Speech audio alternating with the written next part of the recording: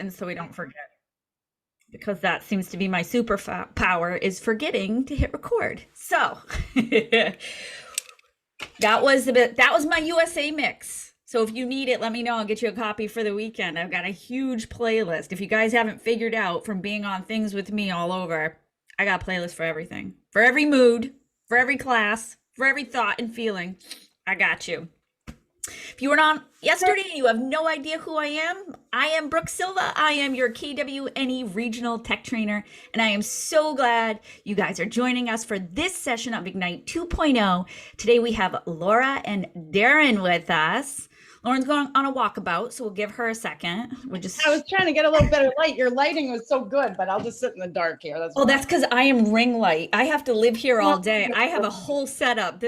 And filters. This is not a natural. So if everybody wants to take a moment, throw your cameras on. We want to see your faces. Yes, I'm going to start buying KWNE paper bags and writing your names on them when we are back in the market center. So that way it doesn't feel weird when I go back, because I'm so used to looking at people's names across the screen when they shut their videos off. So take a minute, put your videos on, and we're going to get going in Ignite 2.0. Today is all about lead gen. I want one person though to come off of mute and tell me one big aha from yesterday before we get going. And I'll pick on you if you don't come off. Trevor, my dancing buddy, what was a good aha from yesterday? Actually, I wrote some notes down. Hold on one second. I gotta refresh my memory now. It's because we danced it out this morning. Trevor's been with me for the last 15. I think for me, it was being confident and letting everybody know about my value, and not just reaching out to them, but letting them know that I have value to them and being confident about that. Rock it, brother. Rock it. Awesome. Thank you for sharing, even though I picked on you. You're welcome. All right. Darren, Laura, it's all you guys. Have a fantastic Ignite 2.0 and have a very safe holiday weekend. I will see you guys on the Zoomies. Thanks, Brooke. Bye, guys. Hello, hello. So my name is Laura Gould. I may show up as Laura Ryan in some places because I just got married like a couple of weeks ago. So that's, yeah, thank you. It's very exciting. COVID love wins. So I am in the Vermont Market Center, and I have the privilege of having Adam Hergenrother as my OP and Brian Armstrong as our team leader.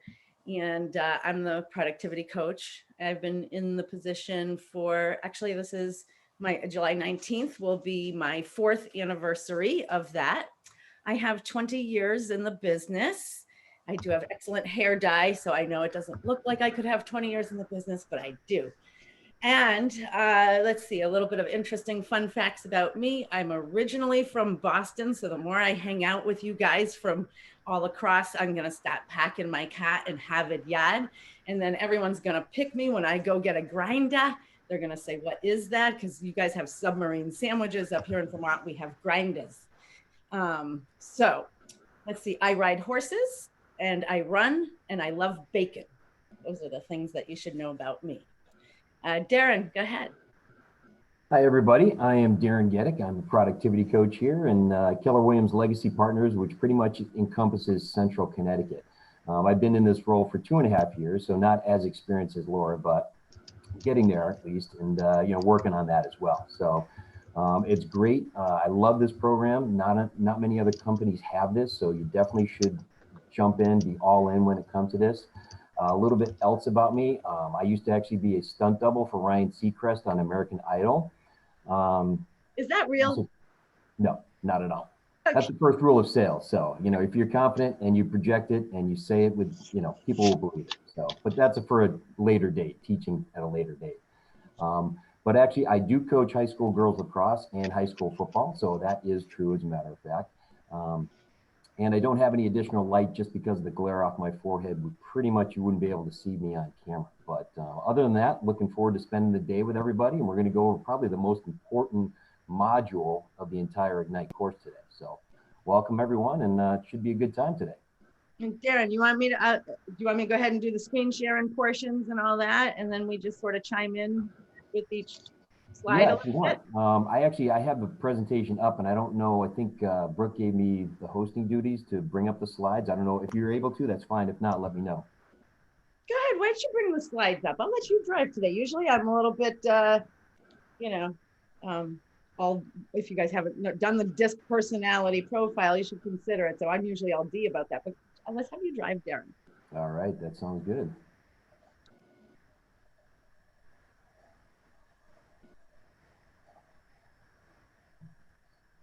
Excellent. So today we've introduced ourselves, and the goal of Spark is to help you get your first appointment within a couple weeks, and hopefully get your first contract within 30 days. And this lead generation, which is one of the things that kind of usually just gives everyone a little bit of ugh in their throat, right? Just a little ugh.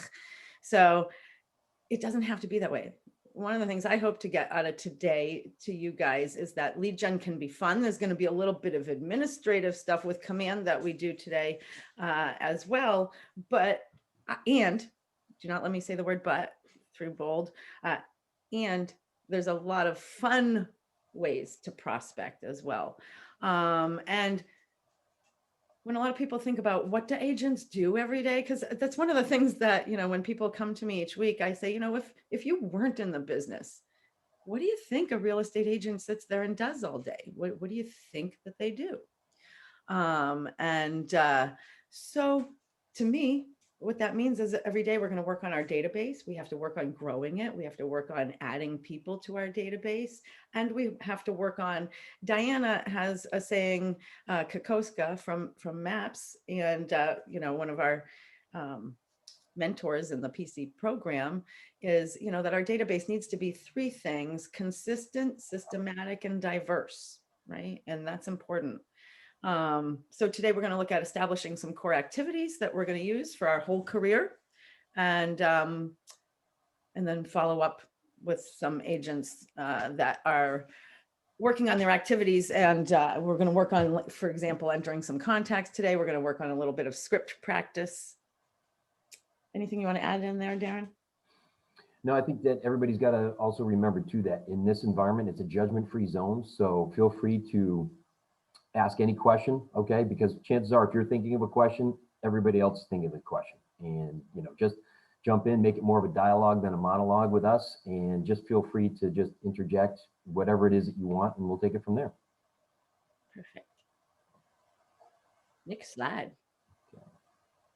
So what do we do every day? This is like, again, kind of what I was going back to. What do we do every day? What it kind of reminds me, I don't know if anyone ever saw the movie Wedding Crashers, and he's like, Ma, the meatloaf, what is she doing up there? I just don't know. And so you don't want to run your business like that, right? We don't want to be going, Ma, the meatloaf. We want to be growing every day. Okay. And again, the goal of growing will be to lead generate, get some seller presentations, some buyer presentations, and hopefully look at some real estate. Now, the secret to being a great real estate agent is that there's no secret. It's really quite a simple process. We wake up unemployed every morning until we get a new job. And getting a new job, how do we do that? Well, just like anything else, you got to apply for the job, right? And if you don't pick up the phone or go meet people, you can't apply for the job. I always say things don't just fall from the sky. It is a wonderful market right now, and we do have to at least open our eyes and take a look for where the business is. So every day we have two things. We have to grow our business and run our business. So each activity is, if not obvious, at least important to the business. And so really what we want to work on today is not recreating the wheel, and follow the role models and systems of successful agents. So when we're running our business, we're going to market, we're going to go show houses, negotiate contracts, transaction to close, which is some admin. Maybe we have some help there. vendor management. What do you think that means? What do you have to pitch in on there on vendor management? What would that be to you, Darren? Well, vendor management, it's all about relationships. So not only do you have relationships with your clients, but you also have relationships with everybody else that's going to be a complementary part of your business, which means that vendors could be attorneys, inspectors. They could also be small business owners if there's a town that you want to focus in. Okay, all of these people that can help you to grow your business while at the same time you're helping them to grow their business. Yeah. And the cool thing about that, so like, for example, I got a listing right now and the lady will have plenty of money when it closes. Right now, she's a little cash poor, right? So vendor management for me, it's fair trade. As I'm growing my business, I'm going to say, hey, Rich, my plumber, right? I'm going to give you business. You give me business whenever you see it. So not only is he out there looking for business for me every time he sees a for sale by owner sign, he's going to send me a picture of it, right? So I have deals with these plumbers and electricians that they're out driving the roads all the time too. And a lot of times people are getting ready, right? So that part of vendor management is fun. And this lady that's kind of cash poor, my electrician and my plumber will let me put their bills on the closing statement and then they can pay them at the closing, right? So if I schedule him a few weeks before the closing, he'll do the electric work. I send him the $500 bill. It gets paid by the attorney at the closing. So there's some really great stuff about when we're prospecting. Remember, people don't live in a bubble. They don't live in a bubble. They're all over the place. And so they know people or they're out driving. So I actually have part of my vendor management program is, fair trade. I send you stuff, you send me stuff. And by the way, if you see a for sale by owner sign, take a picture and send it to me. Anything else you want to add in for 6, 7, and 8, 8, 6 through 9, Darren? How about No, 9? I mean, these are all the things that, you take a look at this and everybody should probably just memorize this list, because when it comes to real estate, as Laura mentioned before, the road's already been set for us by all the successful agents, but it doesn't deviate. It's the same thing. So the work that goes in behind the scenes, the verb, okay, the boring verb actions and things like that will actually get you to the noun, the successful realtor that you want to be. But all of these things that are here, memorize them and incorporate them every single day, just like it says right there. Excellent. Next slide. I had to get my coffee. This is me on not coffee, you guys. So just imagine later. Okay. So today, what we're going to focus on in this first little section is to lead generate for the buyers and the sellers. Because in order to manage our business, first, we got to get some, right? Anything else you want to add in there? No. This is the most important skill that you're going to learn out of this entire program. So our total time today is more like 3 hours. So we're going to get, this is sort of the process of today. So the first one is going to be the lead generation model. And today, though, we'll work on building daily habits, building the database, script practice, lead gen, contract practice if we have time. But first, we're going to work on a little bit of lead generation. When do you want to talk about the big picture, Darren? Sure, absolutely. If what you see here, looks familiar, then we already know that you've read the Millionaire Real Estate Agent, okay? Because this is the model that comes directly from this. And this is what, as a solo agent, your whole lead generation model is. And you'll see that it's just a continuous cycle, right? And this is something that you want to incorporate, you want to learn. And for some of you, this may actually look familiar because this pipeline is in command. It's part of your goal setting process. Okay, it's also part of your opportunities and your transactions. And if you look at it, you go in and you go out and you do your prospecting and marketing. We're actually going to get into, okay, what all of that means. What's the difference between prospecting and marketing, right? You're going to go in, you're going to get leads, you're going to generate leads, however it may come about. When you have that communication with them, the real estate conversation, they become contacts, right? And they may be ready now to do something. They may be ready at some point in the future. But either way, we're going to continue to cultivate them until we get the appointment.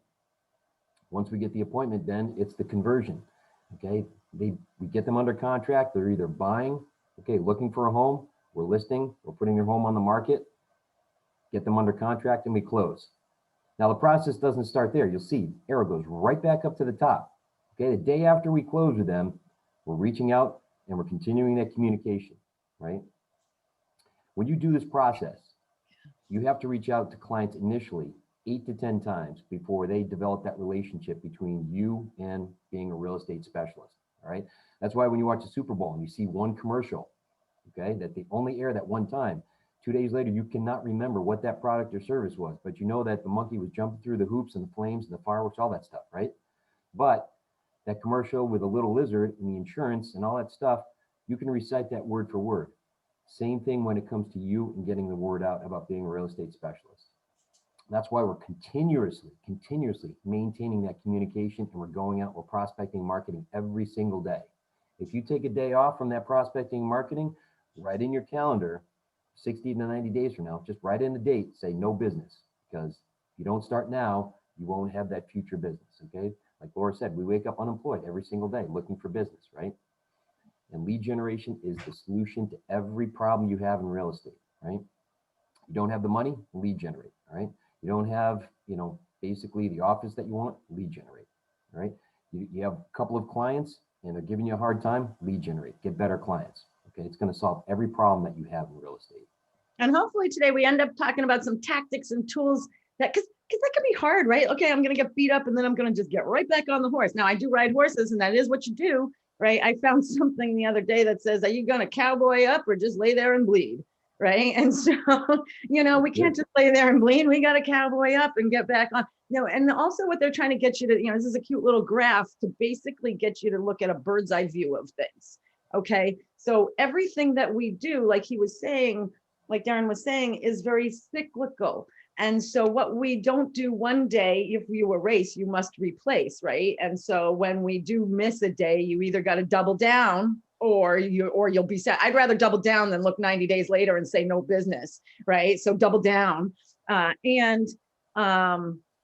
The other thing is just remember, this is a bird's eye view. You're going to hear that a lot and I use that a lot in my scripts with buyers and sellers, where I say, look, we're just going to take a bird's eye view of everything going on right now. And a lot of times that'll give people just a little bit of peace of mind, like, okay, hey, I get to just kind of take at this from a look from afar and see what kind of plans I'm going to make. And we have to remember that our business is like that too. We have to always be looking at our business with a bird's eye view, because if you get too close to any one thing, you can't see it anymore. Just like when I'm horseback riding, even though I've been doing it I'm 51 now. So I've been doing it for 45 years. I've been riding since I was 4 years old. So 46 years. Anyways, I've been riding a long time. I still have a coach and somebody that takes a look at me because they can see the bird's eye view. I'm too close. So I want you to remember that with your business is always have a bird's eye view and remember what your big why is. I actually sent Adam and Brian a picture because I was in Connecticut this weekend and I happened to go by a Big Y. It's like a grocery store or something that some people have. I took a picture and sent it to Adam and said, I found my Big Y. It's funny. Okay, next slide. Oh, does anybody have, I'd love a few ahas from the audience, little audience participation.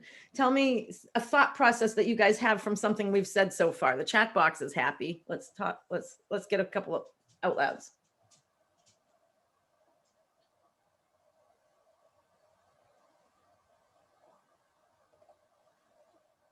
Well, I heard it yesterday, but it just rang a bell again today. And you said, if you erase, you must replace.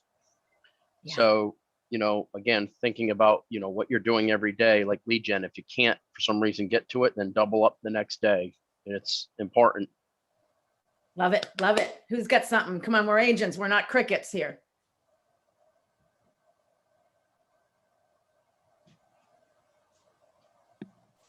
Participation is encouraged. Reaching out 8 to 10 times in order to remind people and get you on people's mind was something that struck me. Yeah, don't quit before the miracle happens. It's a Grateful Dead song and it's a great thing in real estate, right? Okay, good. I heard someone else started to say something and it got cut off a little. Say it again. That was me. I was just saying participation is encouraged. So. Oh yeah, okay. You get to participate. Someone else, keep going. 2 more. The vendor management. I like the vendor management with the plumbers and the electricians, having all those in your back pocket. Yeah. That's a good idea. Yeah. That's one of your most important tools. Yep. Something that kind of stuck out with me is the idea that people sometimes just choose the agent that's visible. My family owns a marina in New Hampshire, and they have their real estate agent, no relation or anything. They just use them. And it was kind of funny. My aunt heard that I got my license, and she goes, "Oh, so I guess we should use you now?" I guess. And you said, yes. Let me I give you said that would be kind of nice. Yeah. And that'll be interesting. We can always ask more questions revolving around that, because it took me a long time to feel. It's funny. I'll reach out to my friends, but sometimes reaching out to my own family feels weird, right? So I just got married, even weirder. So now my husband's mother is going to move from Florida to Tennessee. And the brother lives in Tennessee and had just had a real estate agent only like 2 months ago and closed, right? So it is a little bit of an awkward conversation. Like, hey, I know you already have an agent that you probably would send your mom to. And wouldn't you like to put a couple grand in your brother and I's pocket? Let me set up the referral with your buddy who you just closed with a couple months ago. He will gladly take 25%, right? And he did. This other agent only had a couple years in the business. I called up and I said, look, my family is probably heading towards Tennessee, and I'm going to send you this guy. And I know you already just closed with Sam, but here's the thing. I'm probably going to send you the mother, the brother, and a couple other people that are heading that way. You want them, or you want me to take them somewhere else? Right. And he's like, oh, no, I want them. I'll do a 25% referral. So I have that set up in Tennessee. And then I use the KW referral system to find Flo. Flo is awesome. She ends up being right in Sun City Center in Florida, top agent. And I was able to do it through the filters in Command and find a top agent that was going to sell my new mother, because I don't want to screw that up. My new mother-in-law's sale, right? So I was able to find like an amazing agent through the KW referral system and place it. And I have signed referrals on both, but it is an awkward conversation to sort of sit there and insert myself into my new family's, like, hey, here, just like, and so what? I have like $4,000 that's going to be coming my way for doing nothing but a couple awkward phone calls. So I just want you guys to think seriously about that. The thing that I hear the most in sessions with new agents that I work with is, yeah, I'll take all the Zillow leads. I'll call these. I'll I'll take the Facebook leads. But they have a real hard time and support me in my bold venture here of using the word and rather than but, because when we say the word but, you look beautiful today, but, right? It doesn't have that feel, not so good. So we don't want to use the word but, we use and. So anyways, I think that's an important thought process there, is don't feel awkward with your SOI. It's important. Anything to add in there, Darren? No, I think that, it's following up with the people that you know is terrific when you first start off, because people are only going to do business with people they know and they trust. So if you think about it, half the battle is already won. Okay. You already know them. Hopefully they trust you. Hopefully they love you. So now it's just a matter of getting them to realize that you are their real estate specialist now. And that's why a lot of times what you hear in this business is that the fortune's in the follow-up. Okay. The initial time you reach out to them, they're going to be like, oh, great. That's nice. Thank you. Perfect. Kind of like what we heard earlier here. I think from Noah talking about his family, but the more that they see you coming from contribution and offering things, okay, at some point they're going to say, okay, yeah, you've reached out to me a bunch of times and now we're ready to do something, and you stay top of mind. They want to help you out, and it couldn't be any easier than that. All right, next slide.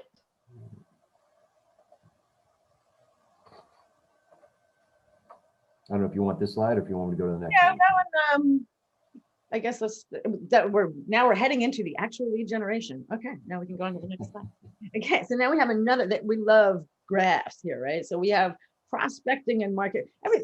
We talk about a funnel a lot in real estate. Now, sometimes our funnel, and the reason it's a funnel is bigger at one end and littler on the other, is basically you got to get out the riffraff. So by the time you get to the bottom, and it takes a while sometimes to like let everybody funnel down. As we were saying, you got 8 to 10 touches, and sometimes things take 8 to 10 months. Every now and then I call it like popping popcorn. We'll get our slow burners, or we'll get our, we got A, B, C leads. So we have to figure out where those people are going to be and how to move them through the funnel so that only the good stuff comes out at the end. It's kind of like making juice or something. So everybody can look at, if you guys have your participant guide open, this is referring to page 4 in there. You know, a lot of these funnels, just so you know, there are some research, it's not just drawings, there's been some research that has gone into this concept. And so we're going to focus on what we call the solo agent model. So the top part of the model is categorized as lead gen, and it's the part of the model where we're going to focus on generating leads through prospecting and marketing.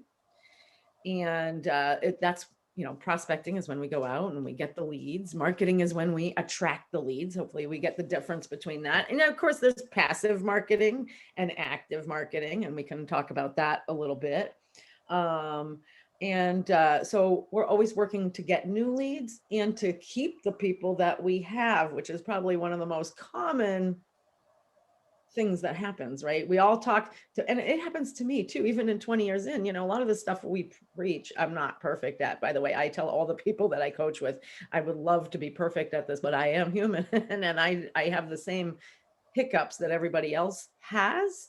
And sometimes that's, you know, with follow-up. And a lot of times if I have that person that it's very easy as we're all in the business, or when I first moved to KW 4 years ago, hey, I just moved to KW. Isn't that amazing? I'm going to and I'm going to call you every 2 months and it's going to be amazing. And we're going to do this, this, and this.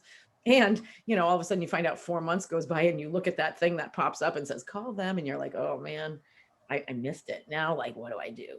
Right. So a lot of times I'll bring the elephant right out in the room and say, hey, you know, I messed up. I didn't call you a couple times and I'm getting back on track. So don't let these things stop you. If you find that you haven't done the follow-up, put it right out there and say, you know, hey, because that systematic, consistent, diverse, if you can remember those 3 things.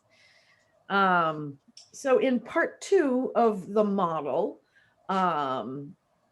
we are working with the database, the leads and the contacts. And that's where we broke it into the different section, because contacts are just people, leads are things that are going to happen.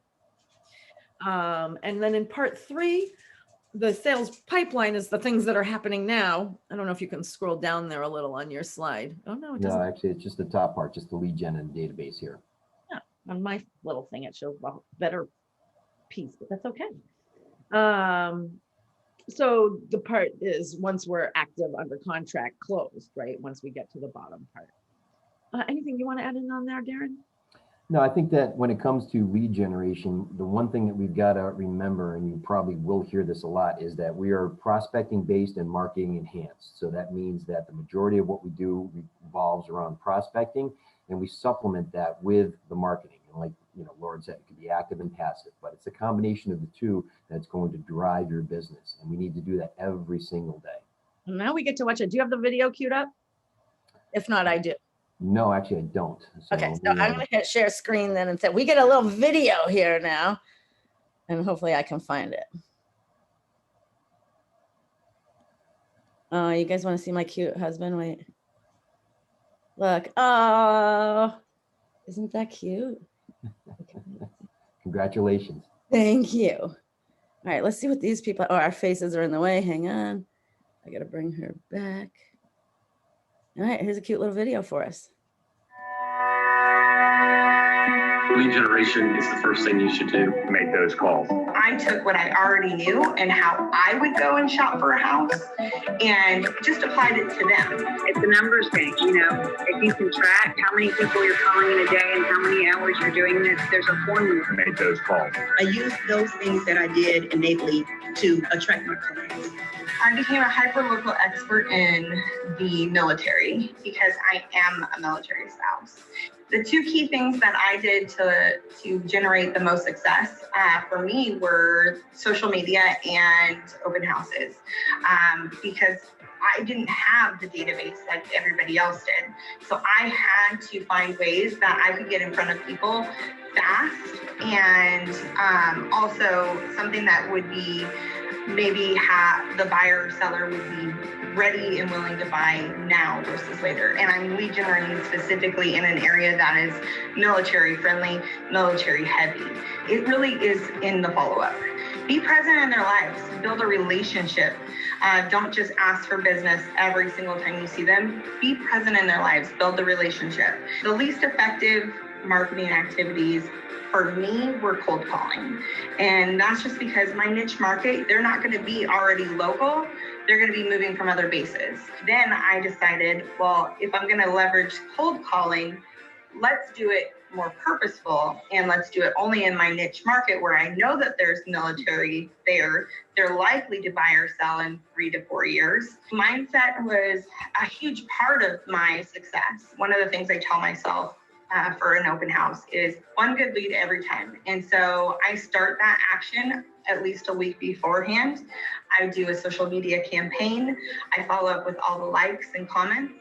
And then I do a door knock around the open house. And then I follow up with anybody who is active at the open house. And usually that results in at least one buyer or seller leads, usually more.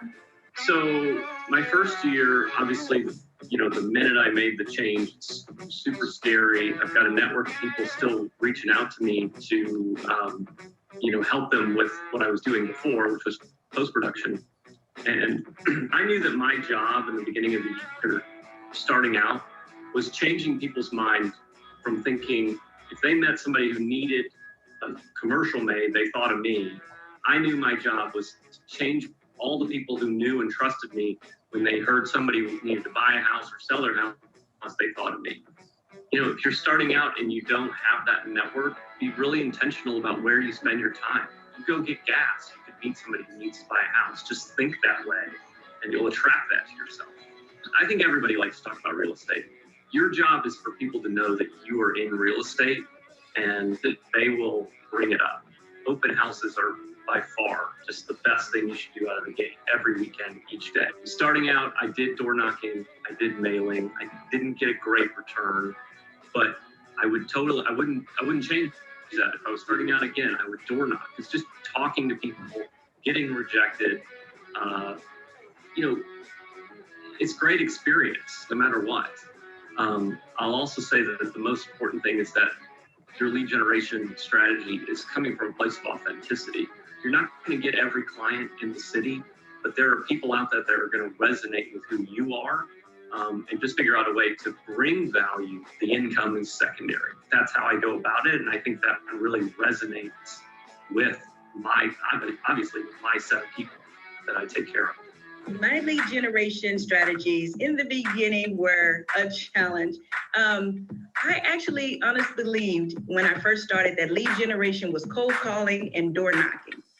So I kind of stayed away from that. I was fearful, I was anxious, but over the course of the business, the things that were innate to me, networking, open houses, facilitating classes, it allowed me the opportunity to connect, and I start to see that as opportunities for lead gen. And it was far more effective for me because it was natural. Let me just go back. When I became a new agent, from the time that I was in Ignite and graduated from Ignite in October, November, December, I closed with 8 transactions in just 3 months. And during that period of time, I noticed the developmental gap. And I say this to say, I was spurred to partner and collaborate with some other agents and create master classes, as well as launch and learns monthly to share, mindset, motivational speaking. And through this, I was able to build a community, or I was able to build a group and a network broader than myself that basically helped others in home buying, and also with other agents to help build their skill sets. It has put me and set me apart from other agents. Lead gen pitfalls that I've seen agents do are just being cookie cutter, looking at a successful agent or looking at someone else and doing exactly what they do doesn't necessarily work for everyone. Scripts gave me more confidence to be able to know what to say when I was talking to certain clients. Also, there's different approaches to different questions that may be asked. So instead of looking at scripts as, oh, I have to memorize this verbatim, it was a resource to gain knowledge and definitely helped me to build confidence, even though I was not planning on using it verbatim. I've always said my purpose is to empower and to elevate others to a level of excellence. And when I meet with my clients, I want to make sure that they have enough information and they feel empowered to make the decision. How can I do that? How can I help you to make you feel that once we've made this connection, you are elevated? With my time blocking for the first 2 hours of every day, I would do lead generation. And sometimes it would be 4 hours if I wasn't getting the productivity that week that I wanted. And then I followed up with all of my clients and learned just lots of very successful habits through Ignite. I think that a lot of new agents want to try all different types of lead generation. You're not really honing any talent in one or two different lead generation. There's all kinds of different models, but they are not made for everybody. The best lead generation model for me was my sphere. I called my sphere every day. The number 2 way that I got business and did lead generations was open house. I found for me the best way to connect was to be in front of them. People I already knew that I had built a relationship with, or I had met at an open house, and I had time to actually connect with them. The scripts that the Ignite program provided for me really worked because they helped me get out of my comfort zone when I was having to call everybody in my Facebook and let them know that I had transitioned jobs, what I was doing, and it gave me the dialogue to ask. On our team, we have picked 6 different nonprofits locally that we like, and we do an event with all of those nonprofits every year, and we meet lots of new people that way. We invite all of our former clients, we invite our vendors, and then we invite the neighborhood. We go door knocking for the event around the park doing this. So then we also have client appreciation. We try to do that quarterly. We'll do a client appreciation event where we invite everybody out to a restaurant and then we provide appetizers. And we just have fun. It's not necessarily a salesy event. It's just about having fun. By being out in the community, they see that we are knowledgeable about what we're doing, but we're also giving back. We care about where we live. My first year as a realtor, I tried just about everything in terms of prospecting and lead generation. What I found for me was that I present best when I'm face-to-face with somebody. So I really focused on open houses and then networking and getting out for coffees, making myself visible in the community, and then always making sure that I was able to speak to what was happening in the market at any time. So keeping up to date with local news and projects in and around town, I found to be very helpful when talking with people. To set myself apart from the many other agents out there, I've been utilizing video. And I find that putting the videos out on Facebook and a YouTube channel, and then even emailing them to clients really allows people to feel like they get to know you. And I've had experiences where I've talked to people on the phone and they were, especially with out-of-town investor clients, and they were not necessarily ready to go with me until I sent them a video saying hello, outlining how I could help them. It was good to have the phone call with them, etc. And the feedback I've gotten on the videos has been very, very strong. The biggest pitfalls I saw other agents having, and even fell into myself with lead generation, was not having consistent follow-up. So if I had an open house and I got some names and numbers and contacts and told them I'd be in touch with them, sometimes I would get overwhelmed and I wouldn't touch base with them in a timely manner, or to follow up on calls with somebody that has shown some interest. Making sure that you stay on top of things and follow up with your contacts is very important. Scripts are great for understanding what objections you might encounter and how to overcome those objections. What I discovered was I would learn what the foundation of the script was. What was it trying to get me to say? And then I would be able to, just by knowing that and having read it over and over and over, when I would have an objection come up, I was able to utilize those scripts, the content of the scripts in my own words. All right. Oh, stop. I want it to go away. Let me hit stop share. So, couple really cool ahas out of that, right? I mean, that's some cool stuff in there, I think. And I was a little glad that it mirrored what I said, because I guess I'm not the only one who doesn't follow up sometimes in a timely manner when we get overwhelmed, right? So, I'm not the only one. I feel much better. I hope you do too. Any other? And Nina has so patiently had her hand up. Go, Nina. Tell me what you got to say there. Thank you for having your hand up and being patient. Let's unmute you. You'll see. Or do you know you have your hand up? Can you unmute? There you go. Okay. Sorry, I had to unmute. So my question was a few moments back, someone had mentioned about what, can you hear me? Mm-hmm. Hello? Yes, we hear you. Can you hear me? Sorry, my audio. Okay, so someone mentioned leads via Facebook or Zillow. What are those? Like that just sounded foreign to me. Well, the wow part, and we may look at that a little today, but that's probably a class a little further down. And there's a ton of stuff on the KW Connect or connect with someone in your market center. But I'm in love with Facebook leads through command. They are inexpensive and wonderful. Like I just had a listing that only lasted 2 or 3 days, but I did a $30 Facebook ad and it's a $430,000 listing.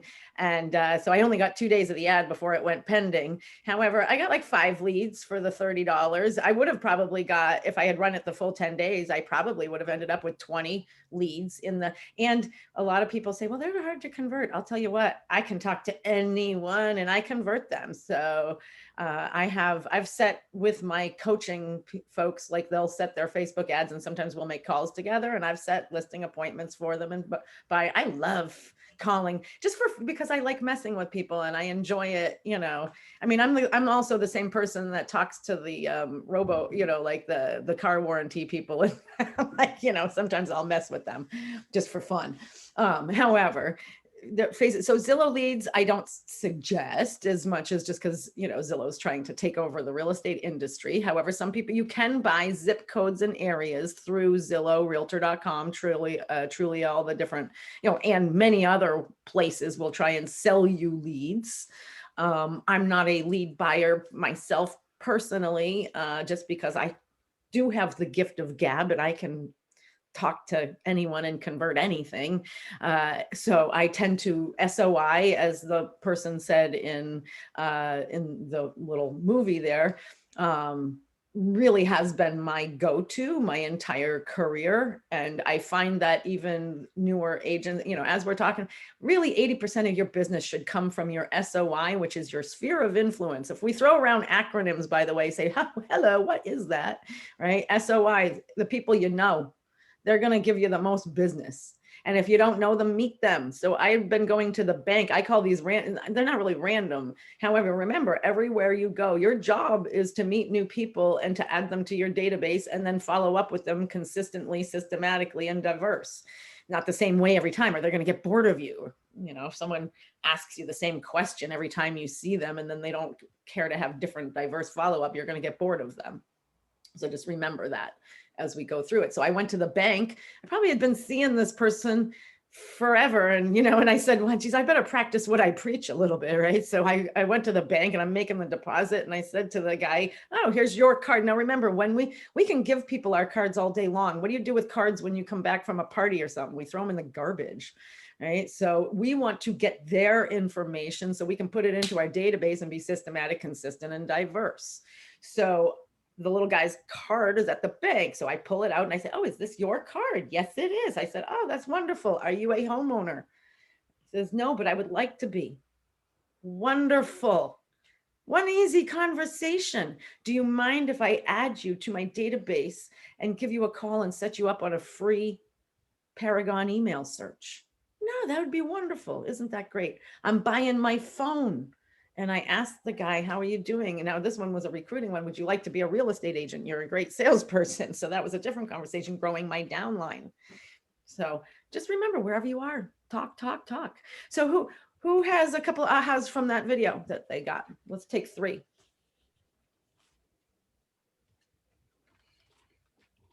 Arthur. Well, the aha moment for me was a change of career, because I was in the restaurant business for 40 years at a local, well-known like lunch counter. And it was a blue collar place. So we have had a ton of customers that were plumbers, electricians. And honestly, I never thought of getting a hold of all of them and say, look, this is what I'm doing now. But my biggest challenge is, because I was there so long and we are in our area, a very well-known place. I kind of like a borderline local celebrity, and to get people to change their mind about me saying, "Oh my God, that guy sold me hamburgers and hot dogs. How's he going to sell me a house?" So I've got to get out there and let them know, look, I can do it. Just give me the chance. Hey, if you made the best darn burger in the world, you can do the best darn sales in the world, right? And you just got to let people know that. So I ran a pizza shop before. Most of us had other careers and lives. Many of, I would say at least half of us had other lives. Remember to use your other lives to your benefit. Absolutely. They will take that switch from you. If you could run a successful business for all that time, there's no reason you can't take care of their business for a month or two, right? Find some people to give you some affirmations revolving around that limiting belief. Absolutely. Who else got an aha for us? I liked that she talked about the blonde woman. I didn't see her name, but yeah, I like how she spoke about her military connections and kind of how to navigate that. When I moved, I'm from Maine, but I was stationed in North Carolina. I was gone for 8 years. So when I came back, I was like, yeah, I have childhood friends, but I really don't have any connections here anymore. So I got my military relocation certification and all of that stuff. And so it was kind of cool to see somebody else doing it. Yeah. Oh, so by the way, that's a wonderful lead gen. So I just married one. So, Barry's retired Air Force. And let me tell you what, so Flo, the amazing KW agent that went over. So there was a guy from Vermont that has a place down and has dual license now in Florida as well. And a handyman was working on the house and says, "Oh, my friend, nameless friend there, non-KW agent, is in Florida. Oh, he's from Vermont, blah, blah, blah." So, I said, okay, well, I'll send him over. I remember him as being a little bit of a goofy goober, but okay, we'll see if he'll pony up a good market analysis. I said, meanwhile, let me just look as well on the KW site and get 2 agents to go to my new mother-in-law's house. Because I'm not trying to send her goofy goober, right? So I get on and I look for Flo. Now, Goofy Goober, I tell him that this is a military mom. And that, so what do military people want? They want fast service. They want to be respected. They by the way, they want timeliness. And so Goofy Goober doesn't call all day.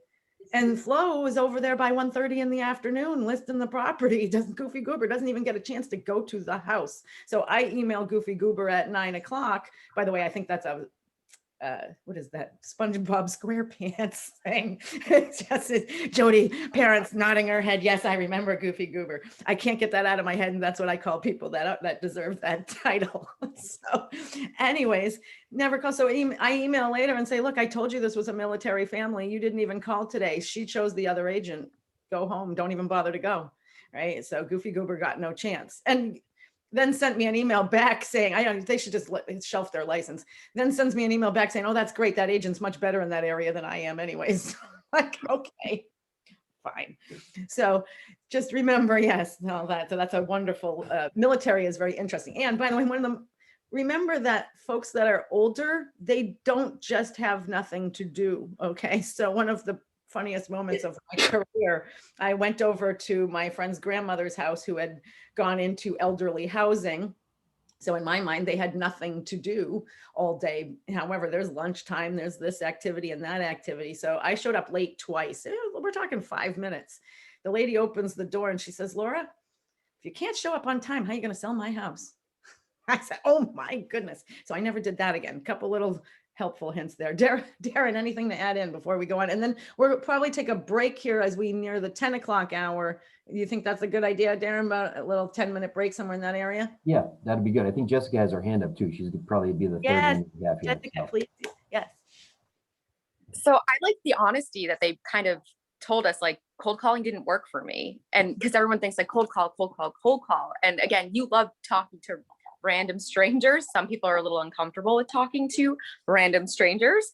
So I liked how they were honest, like that didn't work for me. And also, I believe it was the gentleman who said, I was door knocking and doing all these things that they tell you to do, and it works for some people, but for me, it didn't work. So like, sorry to put like a pessimistic spin on it, but like, I liked the fact that like, this didn't work. It's like a realist perspective. You know what? I love that. And you reminded me of something that I had wanted to mention, which is that. So it was, I can't remember his name. He's another productivity coach. I think it's Jake Dixon, something like that. Well, he had a program that I had taken a concept out of it, a class that he had taught, which was very interesting, but it was prospecting to your DISC personality profile. How cool is that, right? Because we are not all created the same, and we are different, you know. And so again, if you guys haven't done, go to TonyRobbins.com and at least take the DISC personality profile test, so you understand a little bit whether you're a driver, an influencer, a stability, or a controller, or what I call spreadsheet people. And so we really want to know which one of these we are and which one we want to be able to identify our clients and which one they are. And prospecting to our, just do what's comfortable, to do something, right? Don't be frozen. So to Jessica's comment there, if front porch, here's what I encourage though, when we come up with a list of what we're comfortable doing and not comfortable doing, and you take a look at what different personality. So for example, an I, like me, will door knock all day long. They'll talk to random strangers. An SC agent is going to Facebook message all their high school friends, right? And just don't hide behind that one tactic. If that's what you got to do to get started, do it, because it's like crack. Not that I've done crack, but I could guess. For me, I'm addicted to the win. When I when I get one, I call it's like fishing. It's like, you know, when I get one, I'm like, oh my God, I got one. And I get so excited. And then I want to make my calls and I want to do more. And it's very exciting. And, you know, and if I get beat up a little, I'm like, oh. So do what makes you comfortable. If you have a loss, go do some Facebook messages that are wins. Call a high school buddy that you know will love to hear from you. Call an SO, call your mama if you have to, right? Your mama's always going to say nice things, hopefully. If not, don't call your mama, but call somebody that's going to say nice things. Call your productivity coach. So anyways, I love that. Any other thoughts with that? It's so funny because I'm actually at high I with a little D in me. And it's like, I do love talking to people and speaking to people. I think I'm just more scared of like my mom, like for instance, don't knock on people's doors. They could kidnap you. You're the size of a giant toddler. And it's like, Mom, like it's not everybody's here to hurt us. Like if the doorbell rings, she's like, I wasn't expecting anybody. So it's like that kind of paranormal, like kind of like paranoia. And you have to be careful of being an agent for sure. So it's kind of like, I think, you know, I'm just like you, I could talk to pretty much like a tortoise out of its shell, but at the same time, it's like, you also have to be safe and don't chase the lead just because you think it's gonna be your lead. Like if safety hinders it, definitely like listen to your gut. Yeah, by the way, safety is important to everybody. So if we are going to door knock, you know, buddy system is not bad. We are not invincible, be we, you know, female, male, however we choose to identify, right? We are not, you never know what's going to happen. You know, one quick side story, and I'm sorry, Darren, because we're still like on this slide, right? But I had a guy once show up. It's very important to let people know where you're going. If you're going to prospect and you're going door knocking, please let somebody know where you're going. At our office, we have something called the red file. So if I feel in danger, I can call up one of the leaders and say, please send me the red file for 123 Main Street. And they know to hang up and immediately call the police and send them to 123 Main Street. So have some type of safety system. One time I had this guy show up and he was like 1-800 got cash now kind of thing, just got a settlement, wanted to buy a little camp on the lake. And I'm like, ooh, cash, okay. Now I did tell people where we were going, but remember, this is one of the only jobs in which we bring people, very rarely in our own cars anymore. It used to be more in our own cars, but we meet people at vacant homes. Come on, right? So here I am with some guy that I don't know, and I did bring him to the office, vet him out. He seemed, you know, okay, but I still brought him to a vacant home, at which point I turn around and we get to the vacant home and there's some naughty tapes on the floor, right? Like naughty videos, we're not going to say the names of. And I'm like, uh-oh. And like, then I turn around and I notice his fly's down. And I'm like, uh-oh. So like, I just kind of rushed him out of the house. He went to his car. I went to my car. Next day, he shows up at the office. His stupid fly's down. His zipper was bad. He had a bad pair of pants. However, I was lucky. That was just like, you know, it wasn't a bad thing that ended up, but you just never know. Please tell people where you go, be cognizant, and door knocking, be cognizant, right? So I was a lucky girl that day. I've never really had bad incidents. Vermont's a fairly safe place, and be safe. Yes. Okay, let's have you reshare screen and see what slide we're up to next and decide if we want to take a break. And Darren, anything to add on that? No, I just say That's a that, morbid thing there. I'm sorry. that's okay. No, the biggest thing too is that just making sure that you find the niche that works for you. You're ultimately going to come up with 3 to 4 lead generation activities that work for you. And it's a combination of prospecting and marketing. But ultimately nowadays, there's 6 ways of communicating with people if you think about it, right? We've got calling, we've got texting, we have email, we have old school mail if you want to send out a note card, okay? We've got social media, you got Facebook Messenger you can reach out to. And then lastly is face-to-face. So any one of those or a combination of those is going to help you in terms of communicating with people. And not everything is going to work for everyone. As we just pointed out, you have to find what works. And by doing that, that means you have to take action. Try all of them. You may be surprised. One that you discounted and you said, there's no way in the world you do it, and you have massive success with it. I've seen it happen all the time. And don't hide behind just one. You know, when you're doing prospecting to your DISC personality profile, don't hide behind just one. Do the one that makes you comfortable to get you out of your shell, and sprinkle in the uncomfortable stuff. It's the only way to grow. Yeah. Yeah. Definitely. What do you say about this slide, Aaron? Well, let me take a look ahead. Where are we at? So after this slide, we shall take like what, a 10-minute break? Yeah, that's fine. Sure. Absolutely. Why don't you? I talked a lot. I like to hear from you, Darren. Let's see what you got to say about this one. Okay, so what we have here is we're actually breaking down the difference between marketing and prospecting. We touched on it a little bit, but what's the difference between marketing and prospecting? Anybody want to jump in and take a shot at this?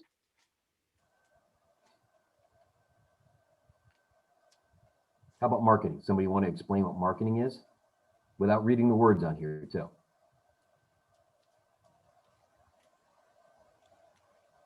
So would marketing be, that's more of like your investment in yourself. You're going to put out your ads and everything. And like it says on the slide, money intensive, passive. Mm-hmm. So you put yourself out there, you spend the money for brochures, cards, whatever it may be, mm-hmm. versus prospecting where that you're showing up, you're in person, you're there, it's in the moment kind of deal. Yeah, absolutely. If you take a look at marketing, yes, there is money that's involved in that. You want to do Facebook ads, okay? You want to put an ad in the local paper, whatever it may be. But what you're doing is it's more indirect because it's from one to many. You're reaching out to people and you're coming from contribution, you're offering things in the attempt that you have them contact you. Okay, so you put it out there for them to contact you. It's indirect, it involves money, usually, okay? But it's a way for you to get your message out to as many people as possible. Okay, so yeah, absolutely. You invest money. Everything you said, Noah, spot on. What about prospecting? Who wants to tackle that one? Isn't marketing, just to add, isn't marketing kind of considered the light touch? It's the soft touch.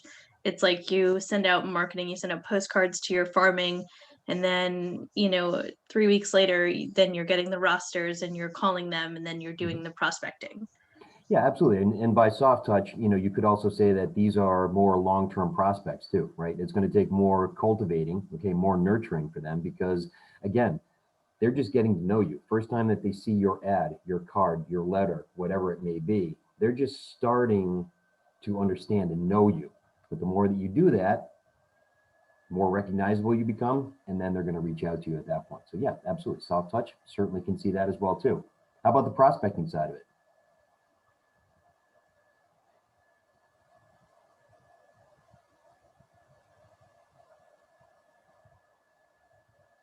So I just kind of thought of a good analogy to compare these two. If you think about gold prospecting, mm-hmm. you have to go out to a river, you have to put in the work, and at the end of the day, you may end up finding some gold.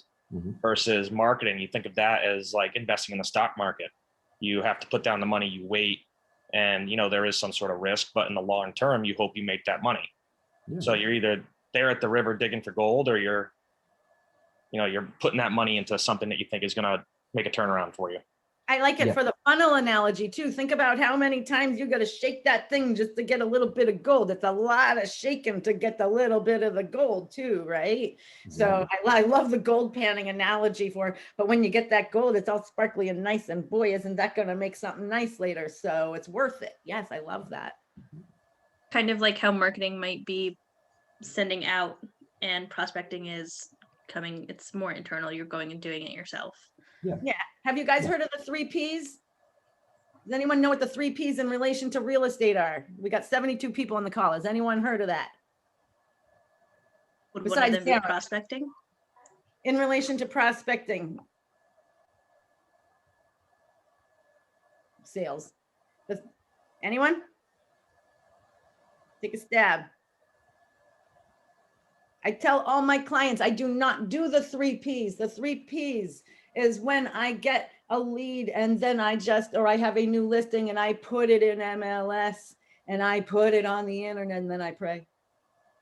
Okay. When you go to a listing appointment, you tell them you are not doing the 3 Ps. You do not just put it on the internet and put it, and then what did I just say? Put it in MLS, put it on the internet and then pray. It used to be put it in the MLS, put it in the paper and pray, but now nobody puts it in the paper. So you have to say, put it on the internet and then pray.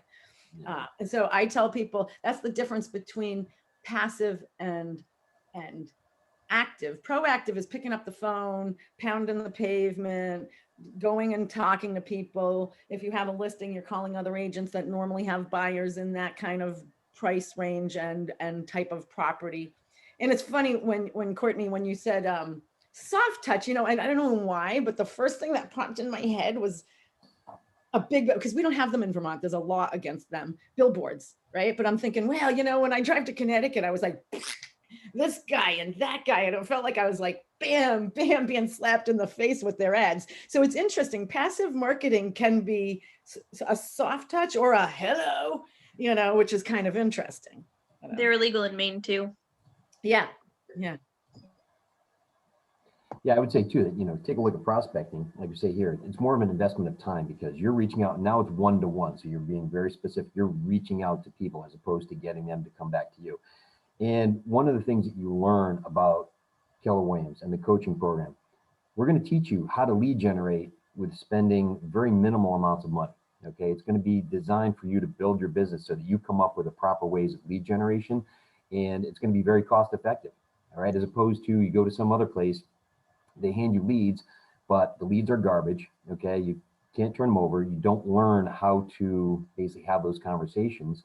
And then if the leads dry up, you have no way of actually building your business. So what we do is we actually teach you how to build your business from the ground up.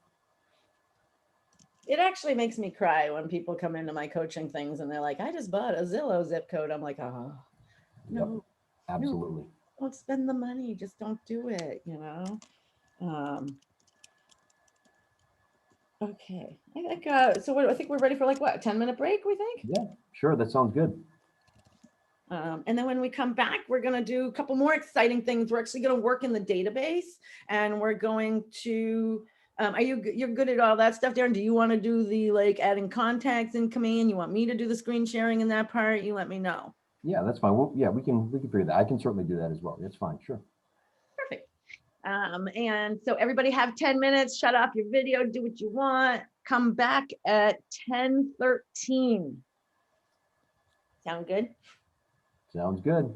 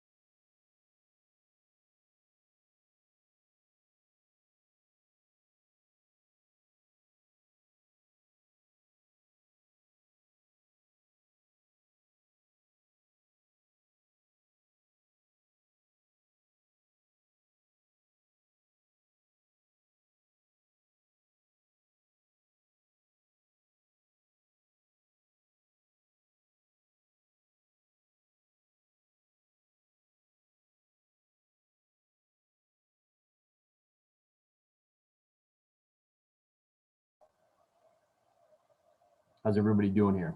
Anybody have any questions, at least up to this point at all? Everybody good? Thumbs up, good, right? No questions yet. Awesome, good.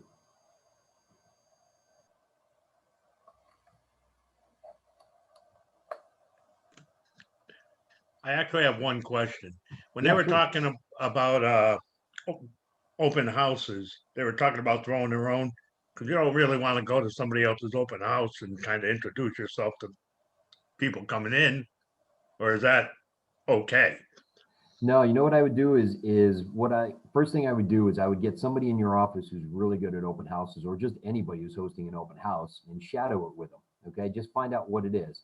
Learn 7th level open house, because KW has a great basically model for building an open house so that you get very good foot traffic. It's called 7th level open house. So find a person in your office who does open houses and does them well. Shadow them once or twice, and then if you don't have a listing, reach out either in your MLS or maybe a marketplace database you have. Find a listing somewhere in a town that you live in or a town you want to be active in, and ask that agent if you can host an open house for them and get that process started early. And then what you do is you can actually build up your skill set. You model after somebody who's been in there. You're doing it yourself. Experience is the best way to learn, and that's the best way that you're going to build up that skill set. But you can stop by a for sale by owner open house all day long. There you go. That's true. That is true. Good questions. Good questions. Any others?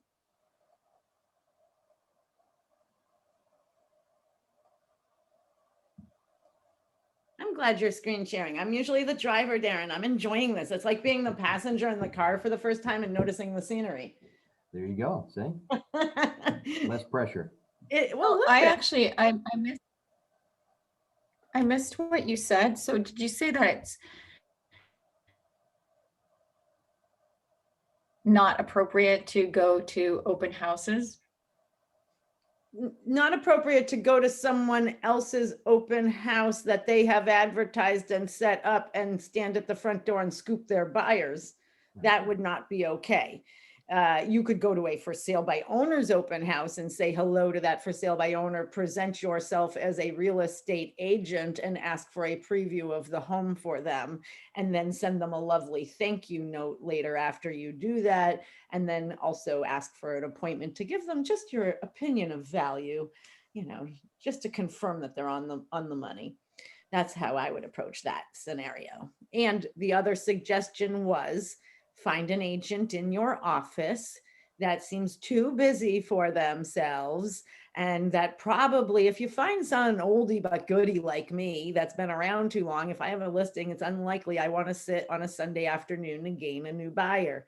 So you could sit at my listing, and you could do all the stuff. Sometimes the list agent will even advertise it for you, but most of the time you'll do your own marketing, put it on Facebook, tell everyone that you're there, and then every buyer that shows up is yours. And most of the time, like, I don't do a referral. You go to my listing, you want to sit there on a Sunday afternoon. If that buyer walks in, they're yours, no referral due. So if you're a new agent, that's where that's at. You should be doing one of those every Sunday. I've earned the right after 20 years not to do that every Sunday anymore. So you get out what you put in. I had a duo career agent, this week come to me and say, what's happening? Why am I not getting things? Why it's not happening? And I'm not saying you can't be a duo career agent. And if you are, it's like the double down thing that we were talking about. You get out what you put in. And if you don't put in, all your calendar will say no business later.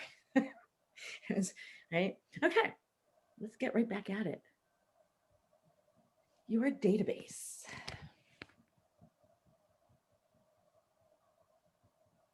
So before we go any further, it's really important that we understand, what does our database do? So it's going to store all of our information. Now, I'm not even sure, does anyone know, Darren, maybe you can help me with this. I don't think it says anywhere in our tutorials. What the heck does CRM? It's client something, it's client management system, but what's the R stand for? Client relationship management. Yep, you got it. Client relationship. I actually like that. I always forget the acronym for CRM, client relationship management. I should remember that because that's the most important thing in real estate is the relationship. By the way, acronyms. You'll see, and Darren, you've probably seen this. You'll see agents that are getting ready to retire and they're selling their database. That was a thing for a while, right? Don't work on your business, work, or don't work in your business, work on your business kind of thing. And selling, because what do we have at the end of our career? People are selling databases, but remember, that's just a list of names. If you don't have the relationship with the list of names, they're just a list of names and you don't own them. So just because they're in your database doesn't mean they're yours. By the way, especially with things like Facebook ads or other things like that, you can have that same person. They're probably not only clicking on your listing on the Facebook ads. That same person might be in 25 people's other databases, not just yours. It's important to remember when you're dealing with online leads, they're definitely not yours until you convert them and have a relationship. But it is a place where we can store our information. Command, by the way, so I was at Century 21 for years. Command is a beautiful thing. Every time when at my other company, they would come out with a new system, I would just get good at it. So we chose to just pay for Top Producer. I used to pay $125 a month for my client relationship management system. And Gary has invested tons of money in this thing. It's not going anywhere. This command is, and the more it comes out, the more I'm in love with it. It's evolved. So I don't know how many people on here are re-engaging on this call and how many are straight up just newly licensed and coming through this course for the first time. Re-engage in command because it is cool. Whether you are on a team or an independent, there's some cool stuff in there that's just affordable marketing. I should shut that off. So, and here's the other thing, updated regularly. Here's what you don't want to do. Here's really embarrassing. So by the way, some of these things, I'm going to tell you things I've done so that maybe you don't do them, right? So update your database in case people die. Do you know how embarrassing it is to call someone up and they're mourning a spouse because you didn't update your database and you're sitting there going, hi, how are you and Johnny? And they're like, yeah, Johnny died last year. And you're like, oh my gosh, right? You don't want to do that. So keep your database updated. If you hear something, see something, do something, know something, don't be like, I'll get that later. Put that post-it right there. And here's the fun part about our database. You can organize it. I'm going to show you a couple fun tags that I have thought of. Darren may have a couple unique ones of his own. I don't know. And then, by the way, if we don't lead generate our database, have you ever not watered a plant? What happens? What happens if we don't water our plants, guys? It dies. They die. Do you know what happens to your database if you don't water it and put new people in it? It dies. Just like your career and your checkbook and all the other stuff, right? But these things have to be worked. It's important. Well, think of it this way too. Actually, if you reach out and you touch base with everybody, and that's great, and then you think that that's sufficient enough to do that, and then you wait 6-9 months, you reach out to them again, and then you come to find out that your cousin or best friend or somebody like that is listing their house and they're listing it with another agent. How are you going to feel at that point? I guarantee you that everybody is going to go through that. Okay. It happened to me very early on, and I was actually at Century 21 prior to this as well. That happens because you get lazy or you don't follow up, and that's devastating, right? Yeah. Do any of us want that to happen? No, of course not. The best way to do that is keep that communication going. And it's kind of fun, so a lot of people, here's what I hear the most. Oh, well, they know I'm in the business. They'll call me. They know I'm in the business. They'll call me. And it's more important with our SOI to treat them professionally. So my daughter bought recently, and I said, Kelsey, I'm going to give you the same experience I give everybody else. I'm going to enter you to my data. Don't forget to set expectations as you go. Kelsey, I'm going to put you in the database. I'm going to call you quarterly, and I'm going to ask you, who else do you know? I know you're my daughter and that you probably would call me if somebody that you know has a house. However, I'm going to treat you just like I do and give you the same experience as anybody else that I would work with. And I'm going to be calling you quarterly and saying, Kelsey, how is everything at the condo that you purchased? And who do you know right now at work, school, wherever, anywhere else that may be looking to buy or sell right now? And by doing so, not only do I give myself permission to do the weird, uncomfortable thing, which is to call my daughter as a prospect, right?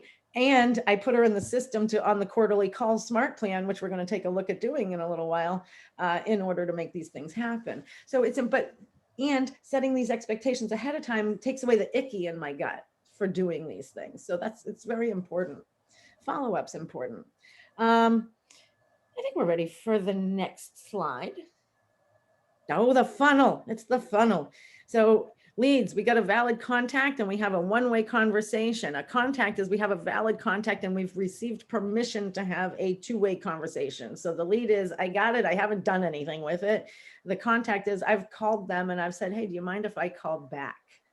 And I find that the permission there is just the lovely part of about it. But then we must do what we said we would do, sometimes more, but never less, right? That's a saying. That's a Zig Ziglar sort of concept, who I miss. He was a wonderful mentor. Any thought processes on that you'd like to add a little bit on this? No, I mean, I think you covered it there. It just, we want to get as many leads as possible. We want to turn them into contacts by having that real estate conversation. And that's going to allow us to basically define, what their time horizon is, when they're going to actually do something in real estate. But don't get caught up in, the leads number or anything like that. Just go out and have conversations. And as you have conversations, make sure you update your contact profile in Command for each one of those contacts. And I don't know if we'll have time today, but when we get to some of the script section, I would like to work through an LP Mama. If you guys have not heard of that, LP Mama is the most important conversation I have. And you'll notice in your Ignite scripts, they talk about Ford a lot. Family, occupation, recreation, dreams. These are, so we don't have to come off. Hopefully I'll be able to show you today, maybe Darren and I will play with one where I bring us through an LP Mama conversation where he's called on 123 Main Street, and I'm going to talk to him as if he's just a real person and convert him. If you would, with your permission, Darren, I'd love to do that later. Absolutely. Okay. So what are some lead sources that you guys can think of?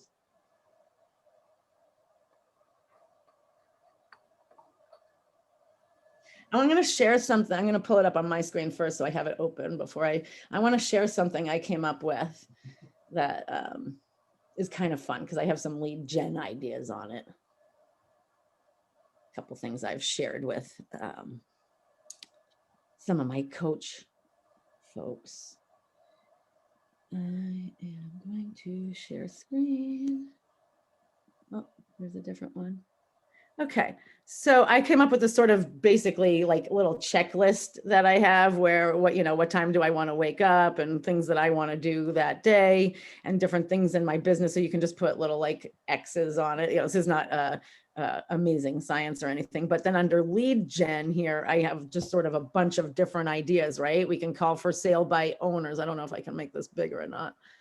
It's not wanting to do it right now. But anyways, it says for sale by owner calls, expired calls, SOI calls, door knocking, seller call day, right? Once sellers that we already have, hey, I'm doing such a great job for you.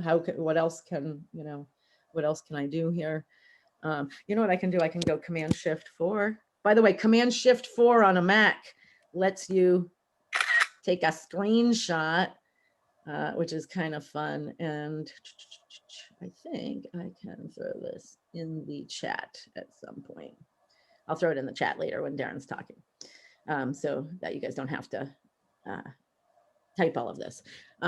So buyers that you have already, asking who else they know because you're doing such a great job, right? Pending buyers, pending sellers, sending out a mailer. Command has an amazing ability to send out some fun mailers, make some postcards, social media posts, right? Calling for sale by owners, buyers. What a wonderful thing, right? Hi, this is Laura over at Keller Williams.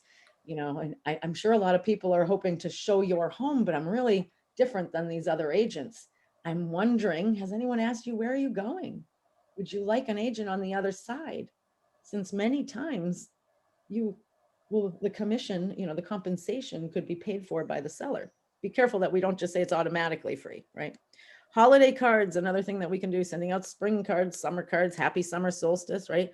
Talking to businesses, that fair trade that we talked about, calling old realtor.com leads, reviving the dead, right? You know, come get this. A lot of times there's gold in there. That's the panning for gold thing.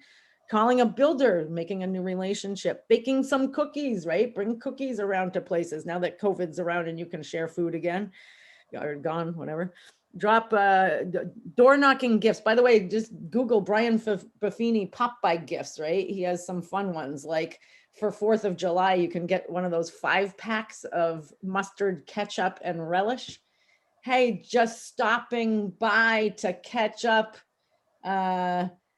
from your agent. How does it go? From your just stopping by to catch up from your agent who really cuts the mustard. I'd really relish your business, and if you would give me a referral, something like that. He's got some funny ones.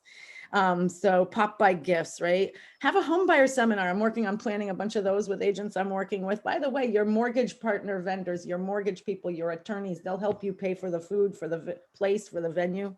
Facebook Live event, have some of those. Have a baked goods day, right? 10 random contacts, like we were talking about the bank, right? The bank, your hair place, whatnot. So those are just a couple ideas that, you know, here's the thing, it's endless. Come up with fun stuff, whatever works for your area. It's endless. I didn't have on their movie event, rent the movie theater. One of our agents in this area goes to Ben and Jerry's and buys coupons for 500 free ice cream cones and sends them out that year. So stuff like that. Anything to add to that, Darren? And you can go back to screen share. I just wanted to show that. No, I think that's good. That's good. That covers everything. Well, not everything. It's endless. There's just so many more ideas. I don't want you guys to get in a box. There's so many fun things. That's the diverse part of prospecting, right? There's something for everybody. So what would you like to say about this one, Darren? Well, there's two different things that we're talking about here. Again, we're talking about leads and we're talking about contacts, all right? Leads are the people that we have not introduced ourselves to yet, all right? Maybe we left them a voicemail, haven't had that conversation. Maybe it's a friend who's given us a referral, haven't reached out yet. But with leads, we want to get to the point where we're actually able to connect with them. So we actually have a step here we call 19 to connect. And this is a plan where there's actually 19 touches to get us to the point where we have a real estate conversation with somebody that we have not met or have not talked to previously, okay? So if you take a look at this, to convert them from a lead to a contact, okay, we're gonna implement this plan. And here it is broken down. Take the 19, you break it down. So you have 4 touches. Okay, that could be quarterly phone call. That could be a quarterly text, something along those lines, right? 12 touches by something that's more generic, like an email, a newsletter. Okay, neighborhood nurturers that we already have in Smart Plans, if you have their email address and their home address, right? 2 touches from something direct, something unique, such as a calendar, all right, a magnet, something along those lines. Hey, maybe offer them free CMA, or like to call that baseline valuation. Just say, I'm just dropping this off just in case you're curious about the value of your home. We know how important that is in today's market, right? Some swag. And then lastly, an actual in-person touch, something as where you actually get that face-to-face connection. Invite them to a get-together. Maybe you have a home buyer seminar. Maybe you have a home seller seminar and you invite them to that. Things along those lines. So it's basically 19 touches that are unique, but maintain relevance because they keep you in front of that person. Okay, and at some point, you're going to have that real estate conversation with them, right? So we want to take that lead, we want to convert it to a contact. Right, now you take a look at the contacts, right? Now the contacts, we're actually having more touches when it comes to that because we are having more conversations with them. We've already talked to them. We understand what their time horizon is, right? But now we're maintaining that contact because we already said, what, 8 to 10 times before they actually make that connection with us as real estate specialists. And we have So their permission now, right? And we have their permission. Yes. We've gained their permission, allowing us to touch them more times. They're okay with it now. They like us. Absolutely. And that's important too, especially in today's day and age. You can't just go out and randomly call people, right? You have the do not call list, but you've got to find ways that may basically get you that permission so that you can maintain that communication with them, okay? And that's definitely important. But it follows almost the same principles as we have the leads because we've got a quarterly phone call, right? Maybe a quarterly text, something like that. But we have 26 touches that we do, okay? That's basically 1 touch every 2 weeks. It's not overwhelming. It's not anything where they're getting something every single day and then they decide to opt out of whatever it is that you're sending. It's 26 touches. that biweekly neighborhood nurture. It's a smart plan, in command. Great way to just give them information about what's going on in their neighborhood. Okay, perfect way to do that. But there's other ways, other things that you can do as well. You have 2 events throughout the year, okay? Get that face-to-face connection, maybe client appreciation events. Even if they're not a client yet, they will be, okay? And then you've got 4 touches, okay? Again, another quarterly item that you put together, something that goes out that's unique. And it could be anything in the world. You can get creative. You can put those little recyclable bags, you know, that everybody brings to the grocery store. You can put a logo, your name, phone number on there, something along those lines. And what you're doing is you're maintaining that connection. Because like we said before, if you decide to get lazy or maybe you drop off and you don't follow up with them, and then you do reach out and you put them on the plan, you come to find out they used another agent, okay? That's pretty devastating. Even if they bought a house with us last year or 2 years ago, okay? Doesn't matter. Next day after that closing, we want to maintain contact. I've had 2 agents that are seasoned agents. They've been in the business 10 and 12 years. And we actually did a little research. We went back and we looked at people that they did business with 3 to 5 years ago and people they haven't kept up with, okay, to prove the point of how important the follow-up plan was, all right? And we wanted to check and see if those people had actually sold the property that they had worked with them with and moved to something else. And sure enough, okay, each one of them had at least 8 to 12 clients that in the past year had used somebody else to sell the property that they bought and to buy something else, which resulted in tens of thousands of dollars of lost revenue. In fact, at one point, one of them got so depressed, he just stopped. He's like, I don't want to know anymore. I'm just going to put him on the plan. I'm going forward. All right. This is why it's important. All right. We want to be their go-to person. Everybody's got a go-to mechanic. Everybody's got to go to, you know, horse trainer, right? Everybody's got to go to accountant, right? You know, it's like, hey, I'm looking to buy or sell real estate. Do you know of anybody? Yeah, I know someone. I got And if someone. you don't have one, go get one. Exactly. Whatever it is that you're interested in, right? That's how you create a new relationship.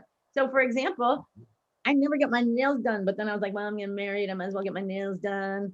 And so I found this lady and I went in and she was like, blah, blah, blah. And then she's like, oh, I'm going to send, you know, of course I started talking about what I do and whatever. And she's like, oh, I'll send you business. So like, she was my new friend and she promises I can bring my cards in and send business. Now, what do I got to do? Follow up, go bring her the cards. And when I go back with my nails, because now I have to get them done again. That's the problem with getting your nails done. Then you have to go back. Do you have that problem, Darren? Yeah, occasionally, but it's more of a pedicure than a manicure, more than me, for me, so. I like the teeth. Okay. What else? Any questions on that or next slide? I have a question. Yes. So where did it go? Never mind, it'll come back to me. It'll come back. And it might, as we go in and do some of the database entry, it might come back to. All right. So first is entering contacts. This is the easy peasy part, right? So are we going to screen share here and enter some contacts? Yeah, I'll just jump in and we'll go into command here. Can everybody see the new screen here? Oh, yes. All right. Do you want me to walk through it? Do you want to walk through it and I'll do it drive? What would you type and I'll drive. So the first thing that we do, and I always have a little bit of a funny, if you guys, I have funny ways to get us where we're going. But the first step that we're going to do now, first of all, have all your info in front of you, right? It's the same thing as prospecting. Make sure you have your info there. Then we're going to go to the second icon down in the left, which I call the little person in the box. We're going to click on contacts. And notice in command, it's always about the green, okay? So it's wherever is highlighted green is sort of where you're focused and what you're working on. So if you notice that the contacts one is the highlighted green one on the left.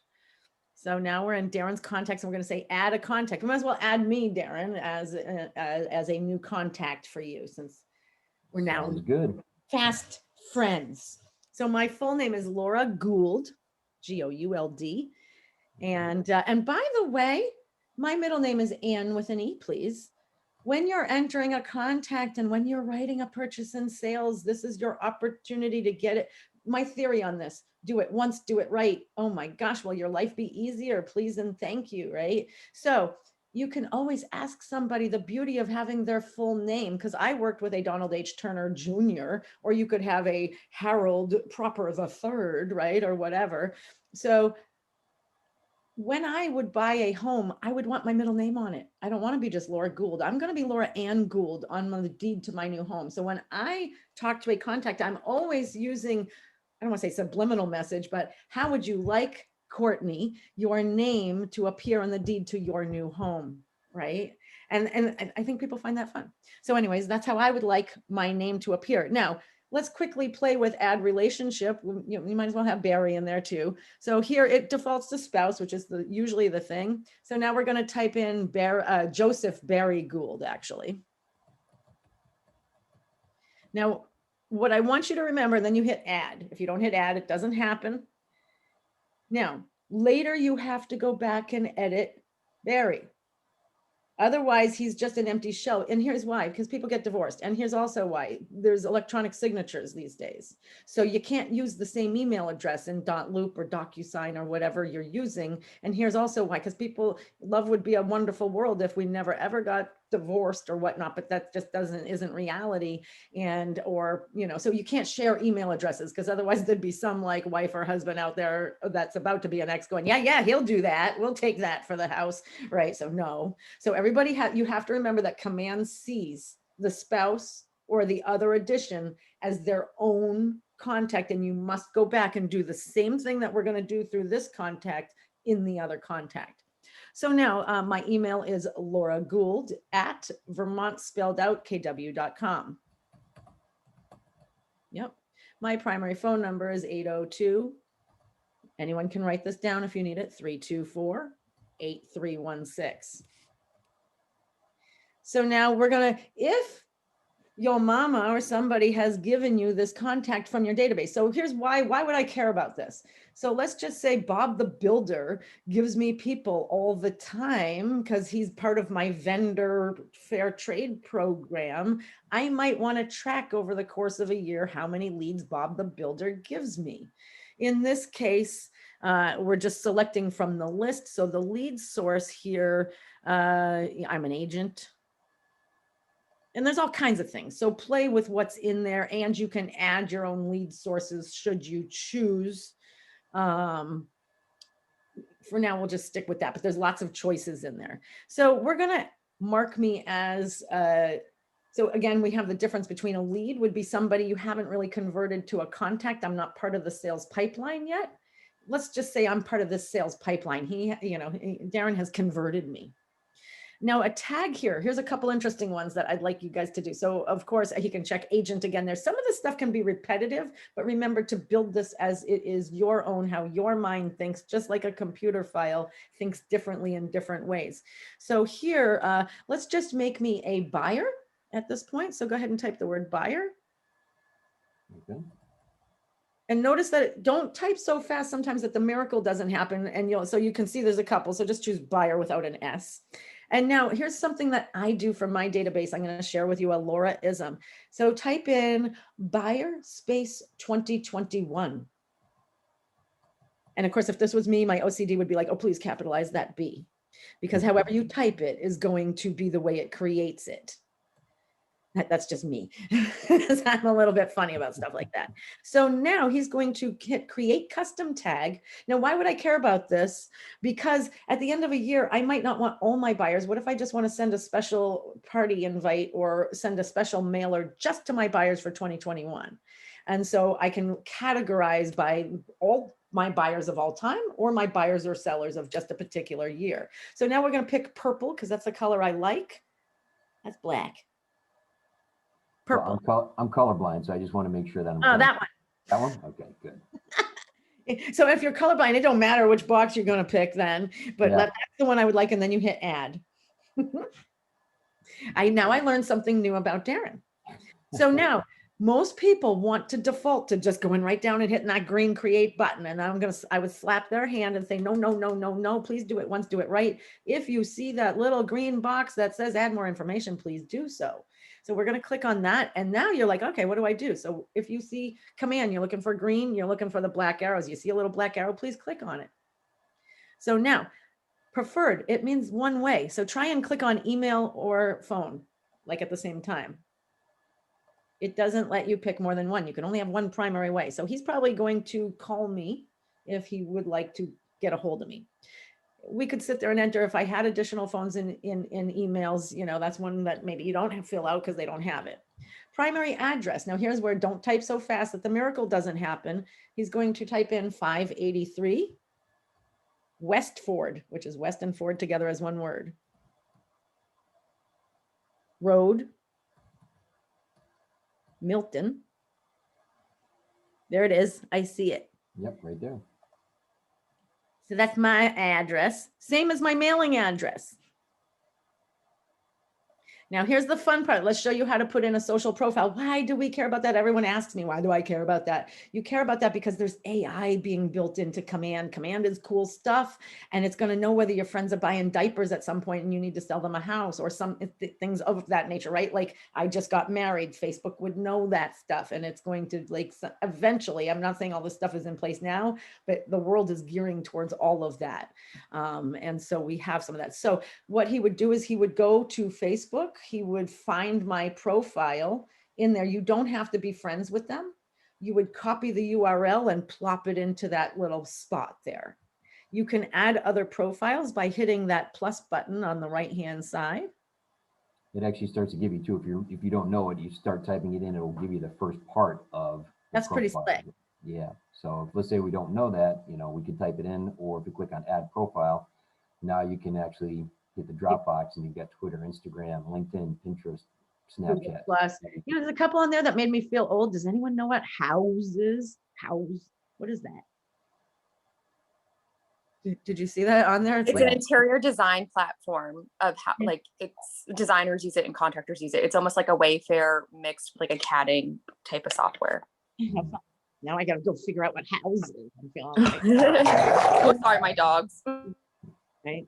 So anyways, so that's what we would do there. You go to their profile, copy the URL, plop it in there. You know, and again, the more the merrier as far as I'm concerned in that. Go ahead and click on the About tab. And so here, my birthday is my birthday's tomorrow, July 3rd, 1970. Yes, I'm old. And one of my duo career agents is my hairstylist, Mr. Michael Hebert. He does a lovely job with my hair.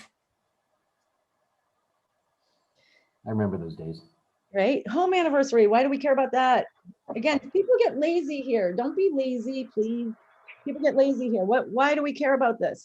What can you do later? Thank you. Handwritten You cards. can send them, yeah, anniversary cards. Anniversary cards. Happy Birthday cards. Right? Happy home anniversary. First of all, Christmas cards. yeah. The number one thing people say that they would use, and I hear this so often, right? They, you know, people would use the same agent. I forget exactly what the NAR statistic, but it's like 80% of people would use the same realtor, except the realtor dropped off the face of the earth and they forget, you know, who they are. So anyways, if I had a home, we could put that in there. I have a home, but it was like back in 15 years ago, I bought it. Relationships, we could add more things in, my children or whatever, if that was important in this situation. There's all kinds of other options. And then over here, he could put Keller Williams, Vermont. In this case, this is relevant to Darren and I because we will communicate as productivity coaches because we're both cool. And then job title, productivity coach. Which I love my job. It's very fun. You could, yeah, there you go. Good. And now custom. You know, this is the one section that I don't really use, but I'm going to explain it to you as I have heard. And so also I can see that Darren probably doesn't really use this either, but here's how I was explained it. And because I just don't have a purpose for it at this point, but maybe I'll make one. Anyone who's watched the show, The Jerk, I love that. I found my special purpose. That's the old Steve Martin movie. Some of you are probably way too young, and some of you probably will know it. One of my favorite all-time movies. Anyways, so there's a guy, he gives out pies at the end of every year. He has a pie day. And so when you become his client, he says, Trevor, if I was to give you a pie on pie day, would you like a blueberry pie, a strawberry rhubarb pie, or an apple pie? apple, please. Oh, apple all day long with a nice thing of Vermont Cabot cheddar with it. If you haven't had apple pie with the cheddar paired with it, oh, yum. So absolutely. So I would then have 3 custom fields for the pies, and I would put Trevor in the apple pie with the Vermont cheddar column. And then I would know at the end of the year, that's what Trevor gets. So I haven't used that field, but that's what I was explained as its purpose. So now we're going to create.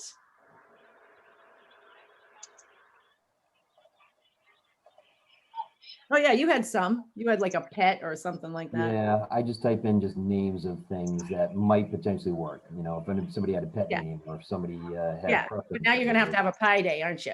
Yeah. So by the way, it automatically considers myself an opportunity. It's going to boot us over to the hands. You can create your opportunity from this screen. Myself personally, I like to go back to the contact and create my opportunity from within the contact. That's just my personal preference.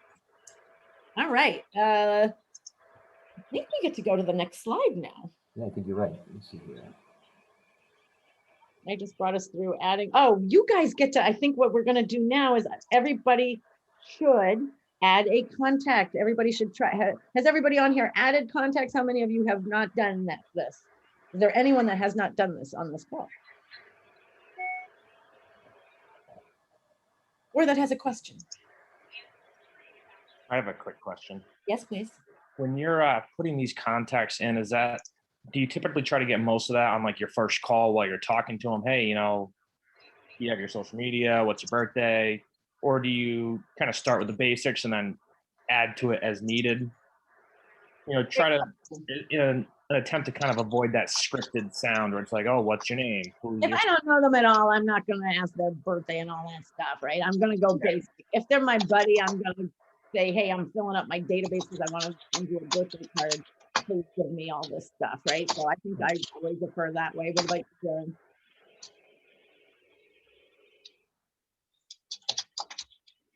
Can you hear that, Darren? What would you do, Darren? Well, I think it's a good reason to reach out to people. Honestly, if you have people that are in your database and you're missing some information, why not give them a call and say, hey, listen, you know, I know that you bought a house a little while ago and so forth before I got my license, but how would you like to get some updated information on what's going on in there? I mean, everybody wants to know the, you know, the real estate transactions in their neighborhood. So if it's okay with you, I'd love to add you to what we call a neighborhood nurture. So every month or every 2 weeks, depending on how often you want to see it, you get to find out what your neighbors are doing with their homes, you know. And if you don't want it, you can always reach out to me, let me know. It's no obligation, but just more for you to get a gauge in terms of what's happening in your neighborhood. How does that sound? Okay, great. I just need to get your home address and your email address and everything will be great. But you might not ask them their birthday or their pet's name at that particular juncture. No, but you know, maybe that comes up in conversation, you know, things like that. Hopefully, right? With our LP mamas and our Fords. Absolutely. We'll find out how to talk about your mama while you're in your Ford later. When you say like sending out these maybe biweekly emails or something like that, is that something Command can do automatically? Because I'm actually still waiting for my license to come in from the state. It's been about 3 weeks, so I don't have access to all this. You're not, I call that a Pinocchio agent right now. You're not a real boy yet. Not yet. Pretty soon you'll have your license and then the puppet strings will come off and you can be a real boy. So yes, Command can do all of this. But wait, there's more. We're going to be talking about adding people to smart plans and seeing what Command can do a little bit.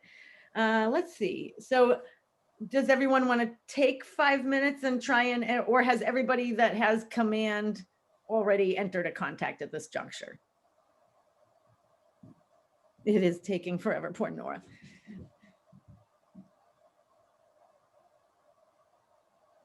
I think let's move on. I think what do you think, Darren? Do we need to take them in for them to enter a contact? I think we're okay. Let's see. We're good. Yeah.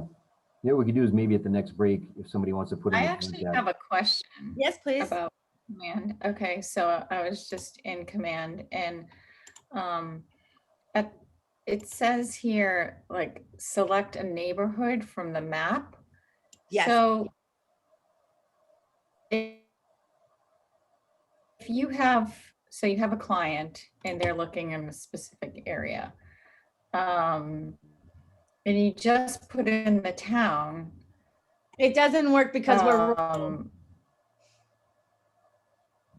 it doesn't work because why? We're rural. So what I Oh, usually do is pick a few. So I think this is one of the areas command will increase, and many agents like ourselves in New England, areas like rural areas of New Hampshire, Vermont, this is a function that will increase. I can show how to get by that when we make the videos, those kinds of things, because there's an adorable video that you can make. And if you don't want it to have just the stats for a neighborhood, like from a neighborhood snapshot, there are ways that you can plug in your own stats. However, I would say once they're connected to the app, you can still connect them to a neighborhood, and then you can start and draw some saved searches for them after that, or some workarounds for people in rural areas. It would take too long in this class to probably go over all of those functions and features, but there are ways around just the non-zip code. I would love to type in Milton, Vermont 05468 and have that be a thing. And I do believe, I can't remember if it's HomeSnap that you can add areas and neighborhoods in. And I think it's through HomeSnap that you do that, and you can punch in here's a neighborhood or whatever, but you can only do one at a time. So like what Diana Benoit and a couple other agents and I were doing was we were registering different neighborhoods in our area.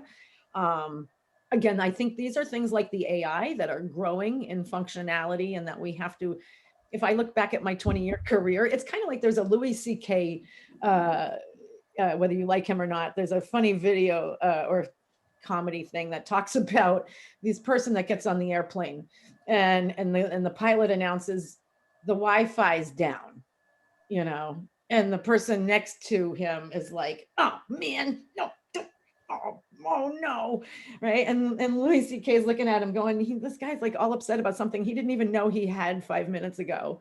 And, it used to be that like if you were part of a thing, it took 3 months, back in the 1800s, or you wanted to get to California, now you hop on a plane, 3 hours later, you're there. It used to be, it took 3 months, and now this guy's complaining about he doesn't have Wi-Fi and how horrible it is and how his life is going to be ruined. So I kind of look at command with that kind of a concept, as in it's growing all the time. It's getting better. Our suggestions create it in a way that will, I've never worked at a company where I can actually say, hey, this is an issue. Can you guys work on that? And somebody actually does it. So that's kind of neat. And it's to be expected. It's something that's going to grow. So hang in on the neighbor. I guess my long story short, hang in on the neighborhood feature for now. Set them up on a neighborhood that's as close to as possible to where you're looking for them, and then work on the drawing, the map, and the other saved searches that you can create once that connection is formed.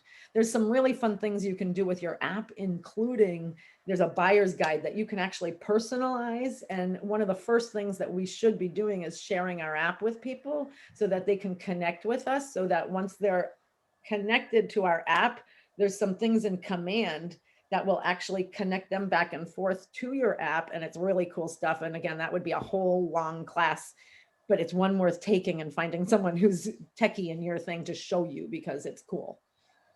Anything you want to add to that, Darren?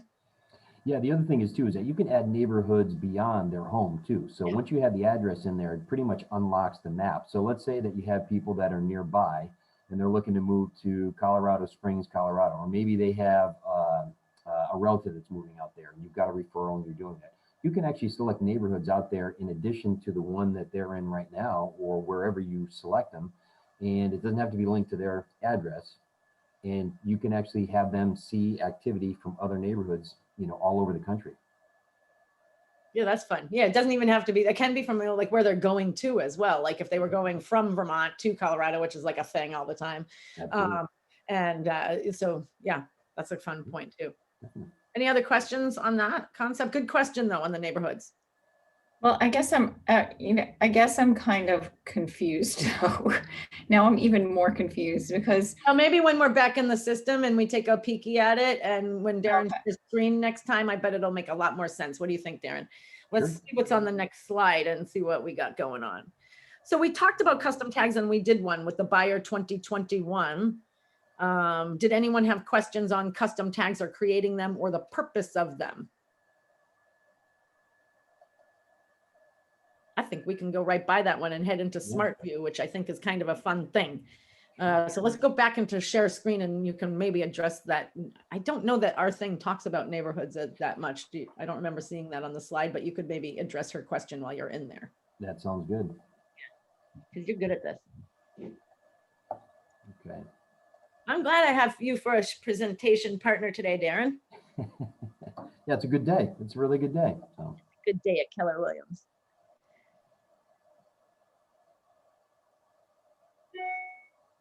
Of course, our internet in the office is running just a little bit slow here. And things will run a little slower in there. And of course, see how trusting we are. We're showing you all our personal contacts with all their phone numbers and everything, because we know you guys aren't writing all that down. That's a joke. I'm funny, come on. So I hadn't played much with Smart Views before this. And I think it's kind of neat. Let's go to back to context to our front view on this. So in here, what they want to show is that you can set a filter for a certain type of lead or person. So I don't know, what do we want to sort by? What's a common filter that you use? Well, I usually do by tags. And one of the tags by that tag. I may do is just like, I've got one in here for military veterans here. I know that's generally Let's something. take a look at that. I love hearing all these people that are specializing in it. It's important and it's a wonderful, there's some neat niches and having a military section to your education is a really good thing to do. By the way, they move all the time. So now what you can do here, so notice he has the green tag there, military veteran on there. So that's something that he can tag anybody that he has discussions with. And notice what else he just did. Do that again. Show what you just did. Sure. You made that screen larger. See how you can do that? It's kind of like an Excel spreadsheet. That's an important piece of what they wanted us to show you today. And he can now create. Go ahead and hit Save Smart View Changes. Do you already have one for that? You know what? We may already have one for that. Yep, absolutely. Let me see here. Oh, he already has one. All right, pick a new one then. All right. What's some other tag you have? So go back to the filter, take off the military vet tag, and then let's just do how about agents? What if you want to sort something by all agents that you know? There you go. And so now he wants to only deal with agents because he's going to call people about his new listing and how amazing it is and why apparently I'm the only one that you've tagged as an agent. But if that was the case, then now he can hit Save Smart View Changes. After undo check that, maybe. Save to all contacts. Click here to create a new smart view. See what's a little lower. See that green? No, go ahead, back over. See that little green one? And when you hover there, it said click here to create a new smart view. See down in the little box? What am I missing here? Do you see the little green box where it says click here to create that? I don't know why.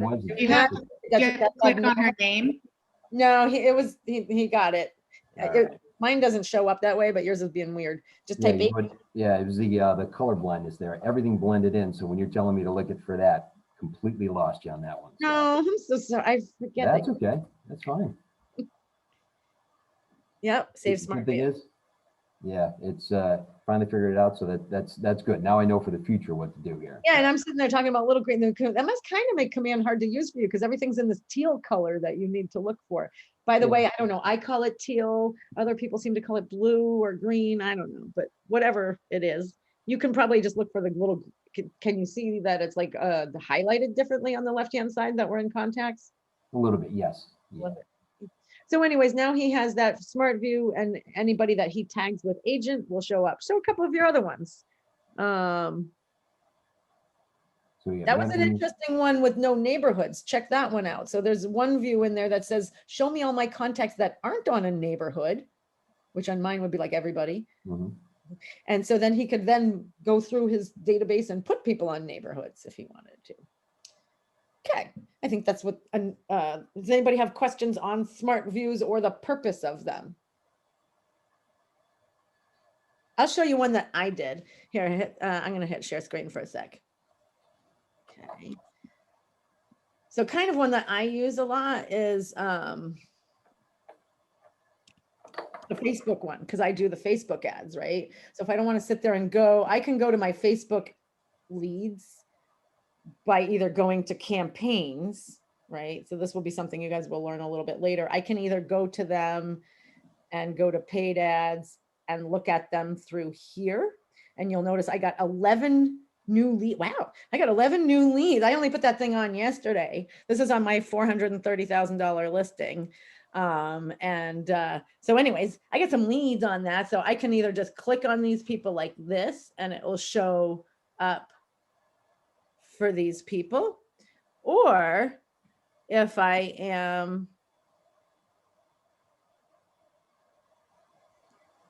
in my contact view, by filtering them, and here's the thing, the Facebook one, like with the filters, if I go here, oh, hang on. There we go. If I go here, I gotta move our faces. If I go here and I go lead source and I type in Facebook, like look how many different ones come up. And I'm like a little bit worried that one of them won't be the right one or whatever. So I just keep typing in Facebook until I collect all of them, right? So then instead of having to do that every time, now I made a smart view of all Facebook leads. So I put in all those categories. So now all those new people plus from any other Facebook ad. And then over here, where it says show 1 to 10, I can say, well, show me up to 500 people. So now I have 114 Facebook leads from ads that I've placed from recent to November 10th, like a while ago. So these are all of them. And I can. So I think we got a question here too. Sheena, do you have a question? I do. I wanted to know if I could add myself as a contact just to play around with it and maybe create fake, is it called CRMs? No, The wait, command not is the CRMs. What are they CRM. called? But just Oh, okay, sorry. I Take don't know, just opportunities. create fake things for myself to test it out to see how it looks. Lots of fake. I love fake. Go for it. And here's the other thing, as new agents, this is what I've been doing with the people working with me as new agents. Write some fake offers before you get a real one. Find a house that you would want to write an offer on, work with your productivity coach or whoever it is that's working transactionally with you, and write some pretend ones before you write a real one so that you have some play practice, right? That's a wonderful thing to do. Great question. Okay, you could go back to, I just wanted to show that the one for Facebook that I had done, because I think that's kind of neat. Okay. So we have the smart views, and now go into the sales pipeline. What do you want to say about the sales pipeline, Darren? Well, you'll see that what you have here mirrors exactly what you have under the opportunities icon in Command, because this becomes basically your activity pipeline. So for those folks that are looking to do something in the near future, or they're in the process of doing something, you can go in and you can manage your pipeline. And what you're going to be able to do is you're going to see at a moment's notice where your business is. So if you have a lot of people that are under appointment, but you don't have anything under contract or closed, you know that it's probably a good time to meet with these people, get them under contract, get the ball rolling. Almost like a typewriter where you go through and you go back to the beginning, you go through, you go back to the beginning. So you have consistent business along every step of the process. Ultimately, you're going to build a business where you're going to have a closing either every week, every 2 weeks, or maybe multiple closings. And what that does is that means that you're going to get a paycheck every week or every 2 weeks or whenever you have that closing. And you want to have that pipeline full with people at various stages so that at any point you can look at it and see how healthy your business is. And you know what's cool about this one? Have you ever used Trello? Has anyone ever used Trello as like a thing? It's like these little Post-it notes, though. Besides, I mean, they've made Command kind of fun with some of these things.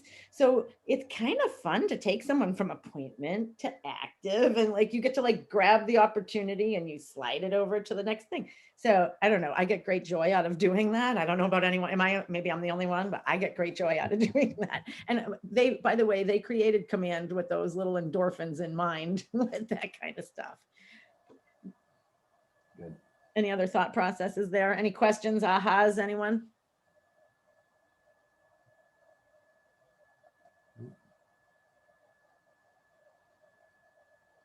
So jump into smart plans. Yeah, let's jump into smart plans because they're fun. This is the consistent part and potentially the diverse part of those pieces that are important in prospecting, right? Consistent and, well, I guess it's all three. It's the consistent, the systematic, and the diverse. The consistency part is the part where most of us fall short. What's your favorite SMART plan? So see where he is in command, everybody? He's in his command. And so it's the fourth icon down. Just out of curiosity, what is up at the top? You have KW, the red square, command, connect, and then you have command MC. What is that? I don't have that. No, that's because we're productivity coaches. And okay, just like curious. So it's really cool though. What it is it's a way it's a secondary CRM for us for all the newbie people that I'm working with and potentially agents at other companies that I would love to join our company. So it's a CRM for recruits. Very cool. So not only does Gary give us tools to run our business, he gives the leadership tools to grow your company, which is He gives you a leg up. No, I'm just wonderful. No other company that I've ever worked at has given me this. So it's wonderful. And by the way, awesome. You guys are all working on learning the business and right now. And remember, as you guys get this fabulous training, if there was somebody in a class that you guys were in, send them to your productivity coach. We love getting people who are not getting the proper training at other companies to come and join us and be loved. Yes. Okay. So what's your favorite plan? And your go-to? Do you have a go-to, Darren? Well, I've got a few of them. There's always the quarterly call plan. You want to make sure that you are at least reaching out to everyone on a quarterly basis. The other one is a neighborhood nurture. I mean, it's essentially something that operates behind the scenes. And it's great when you have clients that call you up and say, hey, thanks for sending me that information. That was perfect. You know, no better time because we are thinking about selling and this gives us a great information. And you're like, I didn't do it. What's that? Where do you go to choose your plan? Because right now we see the plans that you have in your very own library, but when people are brand new, they don't have anything in their library. It's empty. You haven't checked out any books yet. So how do you get something from the library into your SMART plan? Well, you click on the library, and what this is going to do, this is almost like the App Store, okay? You can go in and you're going to see that there are plans that are in here, SMART plans that have been developed by Keller Williams, okay? So you've got the original 8. Okay, it's almost like the original 8 for hockey, right? And then you've got plans that are in here that have been developed by agents within Keller Williams. Okay, and you see that they're rated based on how many agents are using them. You know, the rating on here gives you a little bit of a summary. So, and right now they're mostly free. Word on the street is eventually you can create SMART plans and then sell them for 50 cents or whatever. I don't know when that's going to happen. That was the original intent. Haven't seen it. Most of them all seem to be free. And I don't know who these people are that are spending all their time making them and sharing them, but I love them. Thank them. And I think they're wonderful. I think, Sheena, did you have your hand up? You think you took it down, but did you have your hand up? I did. I was actually going to ask if we can create our own SMART plans, but I think she answered it as soon as I put my hand up. So we cannot, is that right at this time? You can make your own SMART plans. I don't know that anyone's charging money for any of them right now. I think eventually you may be able to say, this is such an amazing SMART plan. Would you like to pay 50 cents? But most people, see how it says free on all of those there? So like you can look at, those ones are authored by Keller Williams. So those probably will be free. But then if you look, see how that one says Blake McClure, he's somebody that you'll see a lot. But his plan is free. The other things that are neat, you can create your own. I think to me, the biggest advance in the SMART plans has been the ability to put my own pick, like say I want to have a link to something, or if I want to have text or a graphic, that I can create those in designs and put in, you know, email one is going to be this touch and then have this graphic in it. So the SMART plans have evolved really nicely. Absolutely. I have one more question. Yeah. So on your screen, actually, let me start over. So I'm on a team. So my SMART plan looks a little bit different. So you can be on the team's command and then I can be on my own command.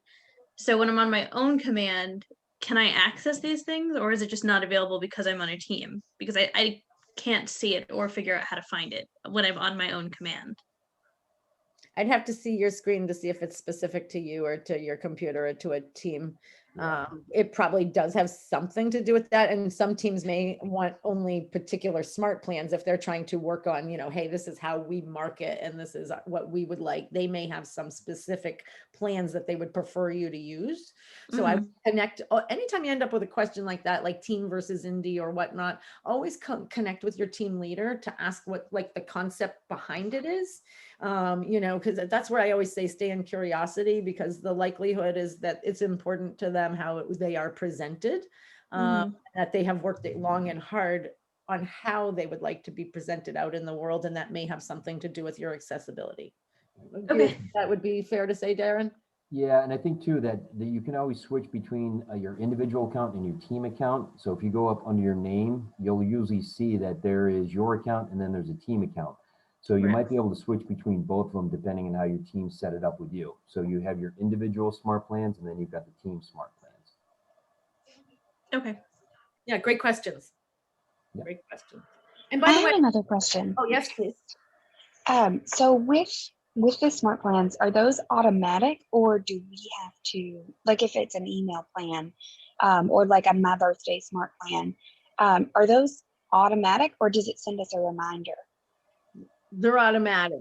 Some of them need to be updated, kind of like the listing and buyer presentations, where you need to put like sort of some of your graphics or info, and other ones are more simple. So there's such an evolution there. I highly suggest watching some Marty Miller videos. There's something called the 66 day command challenge. I think they're on 4.0 currently, or maybe even 5.0. I would go back, I would find the most recent series and then take a peek through there. Scott Leroy Marketing also has some great videos, and of course itself has some great training areas. You said Scott Leroy and who? Scott Leroy Marketing is one resource. Of course, Command and / Connect has a whole section on, and we'll be showing you in there if you click on, I think when you're in Connect. Actually, you might as well go to that screen if you want to go to Connect.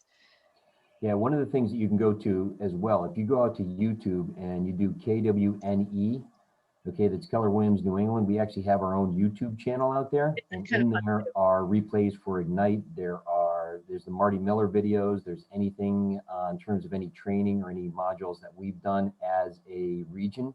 So look for that, and that might be your central source for a lot of the information that you're looking for.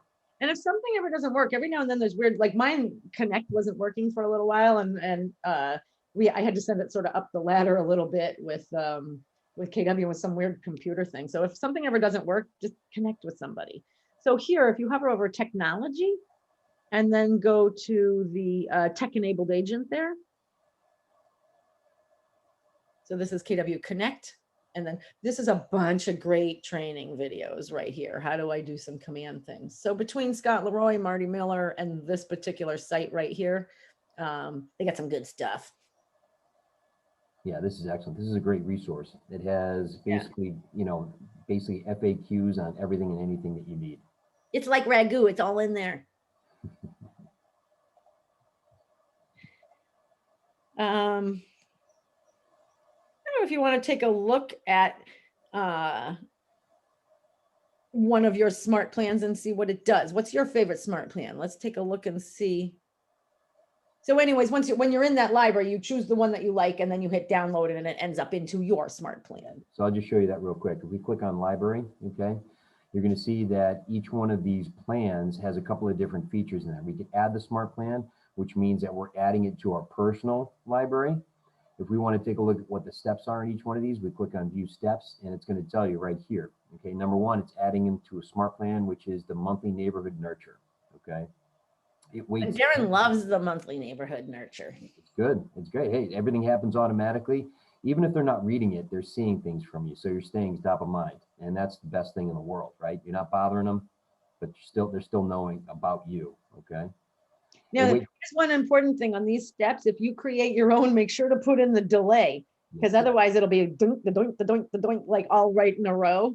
So you always want to add, if you create your own plan, remember to add the delays in between each thing. Absolutely. And we can demonstrate that too about creating a smart plan too. So you have 10 days, you make a phone call, it waits another 10 days, and then there's an interaction. Okay, so some of this is automatic, some of these are going to be reminders, and some of them are just basically going to let you know, like, hey, you know, you mentioned that you were going to do something. What were you going to do? Okay, so it's a combination of everything here. And in some instances, you see if I hover over what the text is, okay, it'll actually give you, okay, ideas on what to send out. Okay, so take a look at the last one here. Hi there, it's, you know, so-and-so from so-and-so. I want to make sure I'm getting you the info you need when you need it. Are you still interested in learning more about the listing you originally called me about? Hope all is well. Okay, so it makes it very, very simple for you. If it's something that you want, you click on Add Smart Plan, it adds you to the library. And I think on that one, Darren, if you join, so there's a couple of things when you guys are connecting settings, and make sure again to go over, because it would just be, we could have like a week-long seminar on all of this. There it is my impression that that also would go out automated, because if you see the way that is in there where it says agent name and agent whatever, right? Like, yes, it gives you ideas if you're going to manually do that, but I do believe what it does is automatically rotates all of those different things. Yes. So you can edit those if you don't like what it says. You know, if it says blah, blah, blah, and you're like, oh, I would never say that. You could go in and edit those responses once it gets into your library and make it a little bit more you.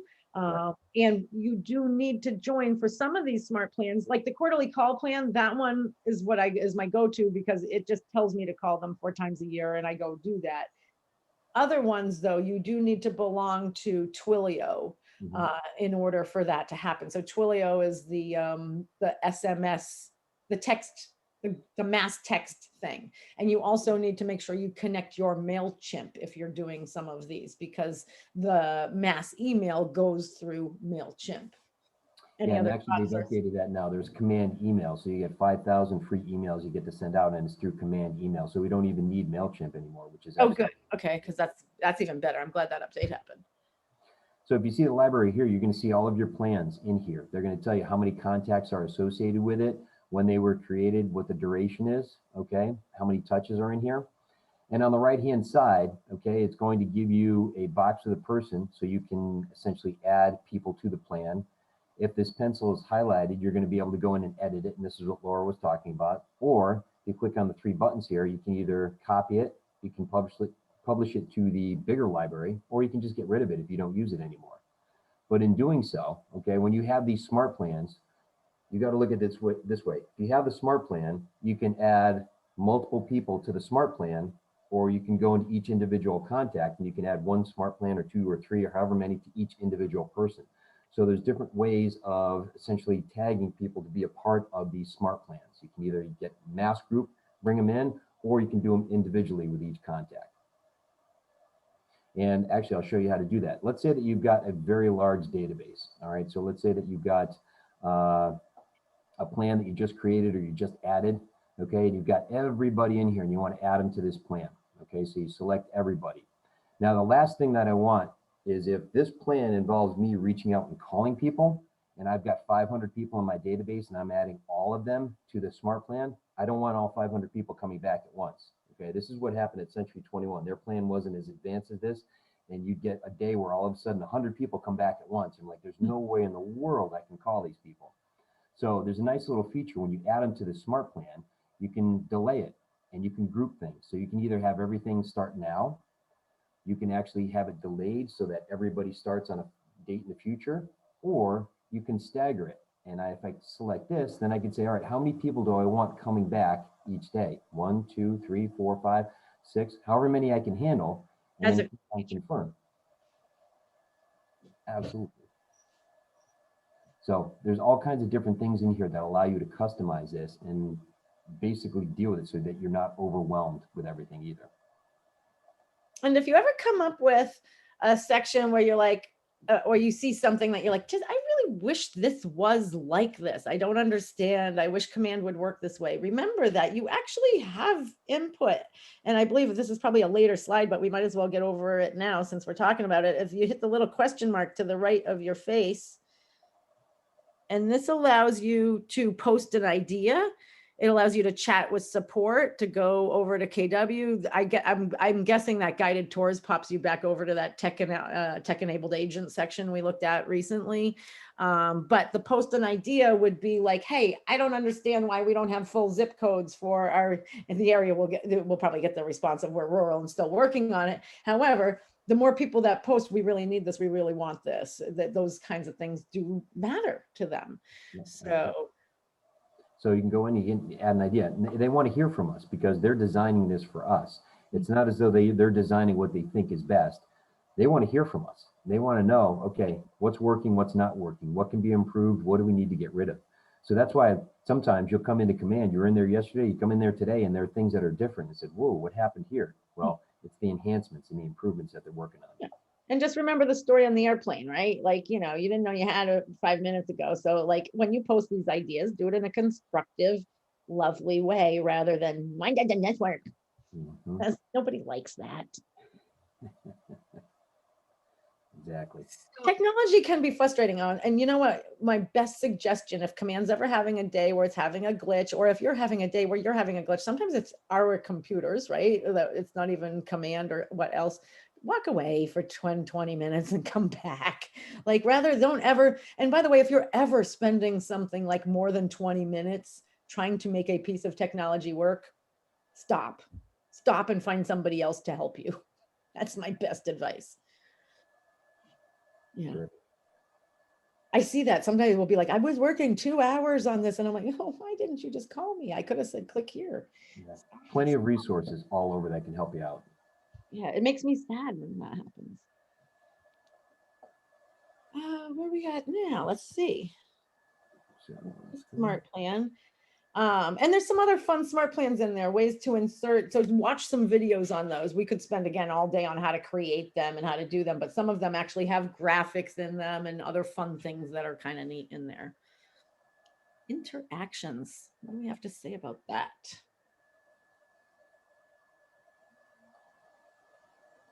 We kind of jumped ahead on some of it. So are we good with smart plans then? Yeah, I think. Anyone have any questions? Yeah. I do. Can you show us like an email that would look like if you sent it out to your contacts? Like, how does that? I know that you did read that first one that said, about the house, whatever, blah, blah, blah. But if there's one that's like a do you know generic of one, any like just a reminder, hey, I'm here, how are you? Say it again. Do you have any with graphics in them already, Darren, that you Well, are you asking like to see one with graphics, like an email and what it would look like? Yes. Well, part of that too is also in the version that of design. So you can actually go in and you can custom design an email to send out. So I'll show you through that what something would look like. Now, Designs is basically our marketing platform where we can actually put together information and we can put together things that can be sent out to multiple people. But to give you an idea of what they may look like, all right, I'll just show you an email. Now, you're going to see this later on in Ignite about how to do this, but we have ways of essentially getting an email, seeing what it looks like, testing it out by sending it to us, okay? And it has all of the graphics and everything that you need in there. So if we just take in, let's just take an email here, okay? Look at this one, all right? We can actually go in and see, okay, the widgets and the information and everything behind the email that gets sent out. So you'll see right here that some of these boxes look ugly. They look like there's nothing in there. However, we're going to show you what this finished product looks like. What they're doing is they're allowing you to go in and see what the email says. And I can click on this text box and I can edit and modify anything that's in here, okay? And all of this stuff looks, hopefully like it doesn't go out to the client. Well, a couple things that we can do. All right, when we have the email, okay, we can actually send this email to us as a test email, which means that, okay, if I want to see what this looks like as the end product, all I have to do is go in and type in my email and I can send myself the test email, okay, just to see what it looks like. I can't believe you have a Hotmail account. I know. That's amazing. I'm sorry, I just have to tease you about that. Well, I just got rid of my AOL, so I'm updating. But let's say that, we don't want to bother with that. All right. Let's just see what this looks like as a finished product. All I do is I click on preview. Okay. And now all these ugly boxes and everything. See how cute that is? What's that? So does it automatically, so cute. Does it automatically add your, okay, there it is. Yeah. That's what That's what the stuff that look like hieroglyphics is basically autofill boxes. So if you see in there like first name, last name, whatever, that means it's supposed to do what it just did for him. But always send a test to yourself because that's a good thing. And look at the cool thing it had on the bottom. Does everyone notice what it had on the bottom? Yeah. Share that app. Not enough people share the app. The app is cool. And I can see what it looks like on a computer, okay, on a tablet, and also what it looks like on the phone. So if I'm trying to preview what this looks like, I can see it. Now I already received the email, the test email on there as well too. So it just sent me so I can see what that looks like in my email, but there's two different ways to do that. So anytime I'm in here and I'm creating an email, this is the way to do it. And there's other ways to modify it and change it. You've got all these little widgets that are here, and that's for a future training class that we have in Ignite. But Darren and I could do this all day, couldn't we? Because it's kind of fun. Absolutely. But then nobody else will have anything to talk about in all the rest of July. So we have to leave them with something. Exactly. But there's all kinds of ways that allow you to go in and customize it because that's what we want. Ultimately, we want to have that one-to-one personal relationship with our clients. So they don't feel as though they're getting a mass email that says, dear insert name here, it's not generic. It's one-to-one, it's personalized, and it allows you to foster that relationship as opposed to just going out and trying to get sales. Okay, thank you. That was helpful. Wonderful questions, Nina. Yeah. What other thoughts? Any other ahas out of that?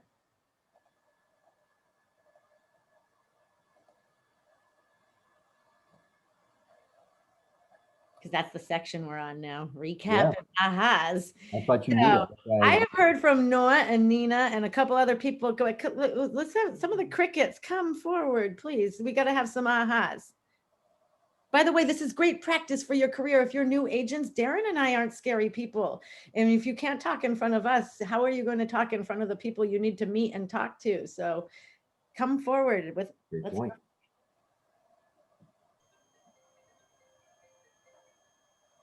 I'm surprised on how Commands has matured over the last 18 months. Yes, David. Yes, it's wonderful.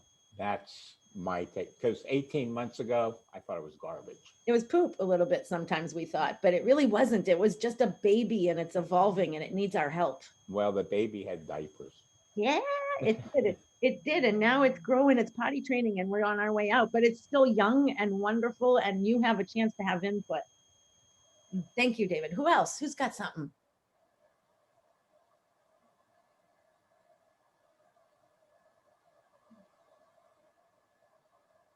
Darren and I can sit here all day.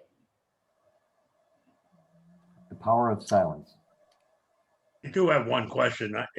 I'm brand new, so I haven't even been 2 weeks yet. To set it up, go through the market center or just click on, I know there's some links on command. What's the easiest way if you're new to it? And I'm not real techie.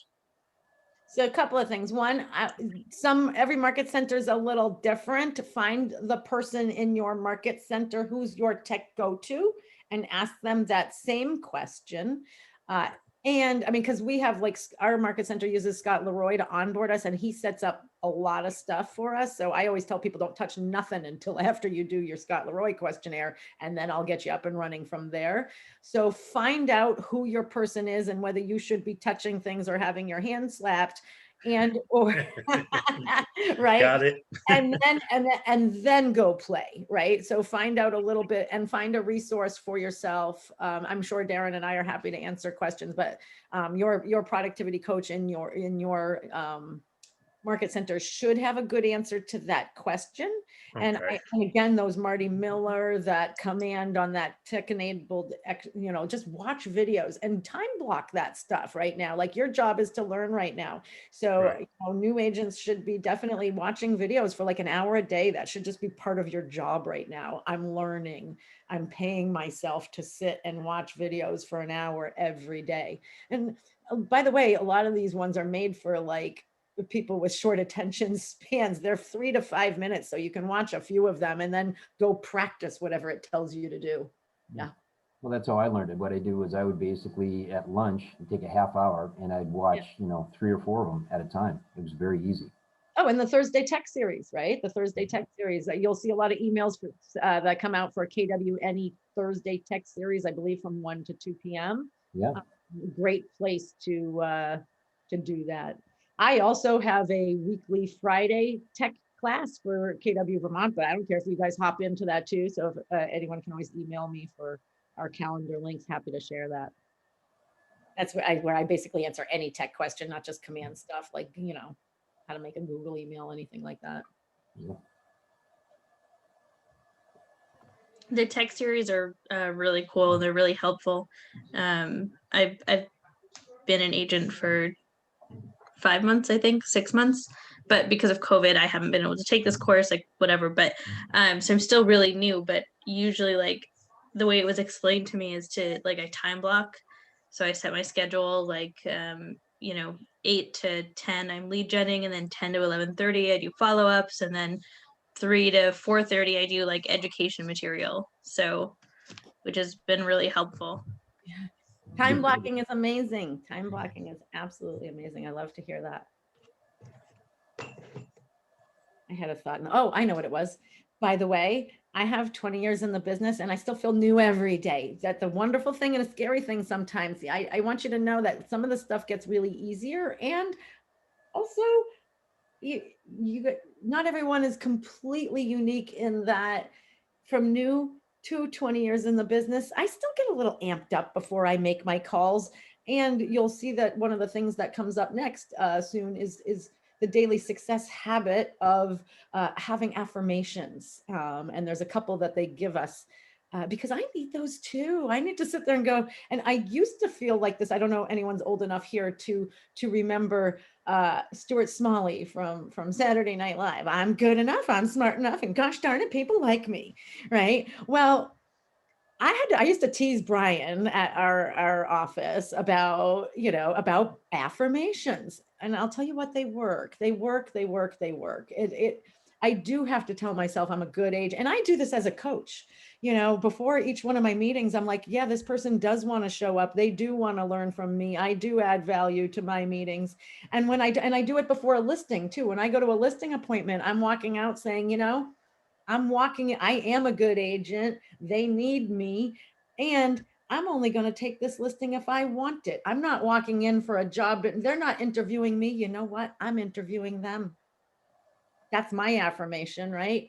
They're lucky to have me and I'm interviewing them. If I don't want that listing, I'm going to walk away. And by the way, there's some that you're better off walking away from, and you'll learn that as you go in. The best thing that you can, by the way, my best day in real estate went like this. I had a market analysis and this guy, the vendor fleets, they had me and another agent come out. I said, this was a different market like 8 years ago. I had said 265 all day long is what I think your house is. Another agent came in at 300 and listed them for 300 because that's what they wanted. So at 300, it sat there for a year. This is again a different market. The market is going to change. It's going to be different. So, and this house had it was sort of on the edge of a hill. So the backyard was like, so anybody with little children wouldn't, their kids are going to roll down into the brook. So you didn't want that. So the house sat and sat and sat. So the best day of my real estate career went like this. The guy comes walking in with my, printed out market analysis, right? A year later, there are times where print adds value because people just lose emails. So he walks in and he said these 3 wonderful words to me. You were right. Yes, right? You were right. I should have listed with you. What do you think? And I went back to the price and I had sold it in 3 weeks and it was the most wonderful thing ever. So just remember that sometimes you have to be patient. Things do come back around. So how do we add 10 contacts a day? This is your goal. This is your job. Your job is to sell houses and to add to your database so it doesn't die like a withering plant in my house. Right? Thank God my database is not my plants, or they would all be dead. So what do you have to add about this, Darren? I just went blah, blah. Tell me what your thoughts are. Well, I liked what Courtney had said. She does lead gen and she does follow-up each and every day. And the way that we need to approach this is we need to have the mindset of, first of all, reaching out to our sphere of influence, because we don't want that conversation where like, oh, I wish you'd called me last week. I just signed with somebody, right? We maintain that contact. So we reach out to everybody that we know, okay? And we have those conversations with them. And the follow-up is where, again, that's where the fortune is. But we also want to be in the mindset of sitting there thinking like, okay, how many people am I going to add to my database today, right? It becomes a numbers game.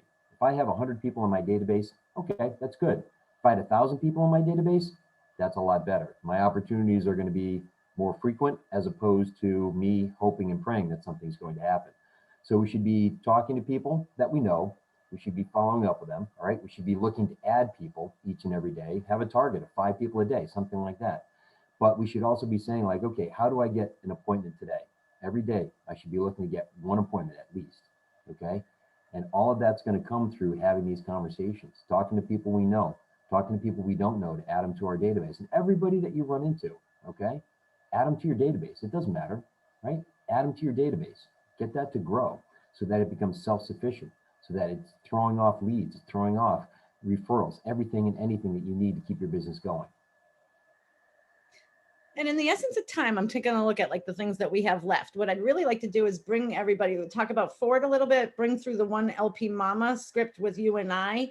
And then what we're supposed to do is go make calls and come back. What I'd like you guys to do is find a partner for after this class to make, I would like everybody to hop on and make some calls right after this class with some of the scripts. I don't know that it would make sense to do something for 15 minutes and come back with ahas. I don't know how other people have been doing that, but it's hard to pack this into 3 hours instead of 4 hours, because typically the class would run for 4 hours. But what I'd like to do is talk a little bit about LP Mom, and I'd like to have everybody write this down because I don't know that it's in other areas. Okay, LP Mama, location is your L. P stands for price. M stands for mortgage. A stands for agent. The next M stands for motivation. And the last A of the mama stands for appointment. And then we have Ford, which is family, occupation, recreation, and dreams. And that one is in your script. Do you know where the script, do you have the script book available on your tab open? I actually have it in the hard copy right here, but do you want me to put it in the chat room? I'll share screen for one quick second. Or do you have it like, because I have it pulled up. I think it's under student resources there. It is. It's under the student beginning. And let me just see if it's in there again. Yeah, if you want to find that, it's under the student resource. So you all have a script book. There's some great scripts in there that talk about Ford. They talk about, there's some great ones for I'm new to the business. And there's some other wonderful ones where I've relocated to a new business. And there's all kinds of good ones. Remember the fair trade. Here's a great script that I use a lot of times would be, hi, Michael. I'm looking at Michael Foley here. Hi, Michael. This is Laura. This is my SOI one. This is Laura. How are you? I'm well. How are you? I'm doing great. How's your work been going? Oh, it has not been. Oh, it's going wonderful. You're in between things right now, or? Yes, just a little bit. That's amazing. Just Well, a little in between. Gonna do anything amazing this summer with that time, or? Oh, no, just focus on work. Yeah. Wow, that's a good time to do it coming out of COVID. So one of the reasons for my call today, Michael, is I'm working on growing my business and I really could use your help. Okay. And I'm wondering, I don't know if you remember that I'm over at Keller Williams, but I'm wondering who you know that might be looking to buy or sell this year that I could help. You know, I would love to buy a home. No, you're looking to buy. Isn't that amazing? Right now, actually, instead of Darren, I'm going to take you right through LP Mama right now. So what I just did was Ford. Okay. So I threw in a couple things. And in this conversation, we were assuming he was my SOI. He was somebody that I knew, which is why I was asking about his family and his dreams for his summer, right? So there's two different, I can run into LP Mama for him. And then we can also do an LP Mama for a plain old web call that was just like a realtor.com lead or something. So, okay. So at this point, I'm going to go into LP Mama. I've done Ford with you. I said a little bit of rapport, and then I asked my ask, which was, I'm looking to grow my business and I need your help, because people want to help us, right? And I better plug in my computer before that isn't helpful. So people want to help us. So just remember that as you go through this process. Oh goodness, don't unplug on me. That would be so sad. Huh, good, that's a good noise. Okay, so tell me a little bit now. I'm going to go into LP Mama. Tell me a little bit, Michael. You're looking to buy a house. That's amazing. Tell me what would be the perfect location for you? I'd say the Foxborough area in Massachusetts. Oh, that's great. And my daughter lives near there. And tell me what's important about that to you. Is that close to work? Yeah, it's a little close to everything in between Providence and Boston, two areas that I enjoy, and close to family. Perfect. So what kind of radius would you go from work? And I know the traffic can get a little crazy there, so the mileage might not be as far. So what time distance wise on 128 and all that, what would you off 95 or any of that, what would you be able to do from where What's you my work? max? Yeah. I would say 45 minutes. I've done longer, so. Okay, perfect. So for the perfect home, you might go an hour if it was amazing. If it was like amazing, Okay. but like 45 minutes. Okay, perfect. Just because inventory is a little low right now. So, you know, I might give you a view of that. So tell me a little bit about the perfect price point for you. What would that look like? I mean, free. Perfect price point. I would say under 6. Sure. Which is a little vague, but yeah. So maybe like 4 to 6, somewhere in there. Yeah, that'd be great. Yeah. And with this price point, would you want to do a little work on a home, or does the home need to be in, you know, what kind of condition are you hoping for the home? Are you looking to something that you could turn in, you know, a little lower, like 400, that you could put a little sweat equity into, or do you want it to be ready to go? Not too much sweat equity. Yep. Like a little like glisten, that'd be fine. But Sure. like Cosmetics, that's it. stuff like that. Cosmetics. Yeah, sure. exactly. Absolutely. So will you be paying cash for that when you go to buy this home? No. Okay, that's fine. Now, by the way, quick side note, no one is ever going to be offended if you ask if they're paying for cash for something. Yet on the flip side, if somebody has cash and you ask if they're going to have a mortgage, they get a little like, well, I don't need a mortgage, right? So that's one of the reasons I approach that way. Someone, I don't remember what class I heard that in, but I loved it, and that's how I do it now. So well, that's fine, Michael. I happen to have like 3 different lenders that work really well in this area. Would you like me to send their information to you, or do you have a bank that you readily use? No, I would love any recommendation you have. That's fantastic. So have you met with any other agents previously? I have not, actually. That's an awesome answer. That's the one I always hope for. So with that being said, tell me a little more about like, why are you moving? Oh, my cat wants to come by. Why are you moving as far as tell me what wants to get you to Foxborough? Well, went over the location, and after COVID, having used to live in Boston, just want more space, need that lawn, front yard, backyard. So I just need more room to grow out. And being from the Rentham area, I know Foxborough pretty well. That's awesome. Who else is involved in the move with you? Well, it's just me. That makes it easy. Then I only have you. Wonderful. So all these reasons that we just talked about sounds exactly why we should get together, save a little time and money. I'd love to meet you at the office sometime, but I'm also available by Zoom. What's your comfort level? Either or. I'm open to meeting in the office or Zoom, whatever is convenient with your schedule. Perfect. Let's meet at the office, have coffee and donuts and do things like we used to Oh, do. excellent. And I can't wait. So I'll see you. I have Friday at 11:30 open, or I also can do things on the weekend, Saturday at blah, blah, blah. So who liked that? That's LP Mama. Any questions on LP Mama? I might have missed it. Did you cover motivation? Yeah, that was the why. Tell me, why are you moving? Okay.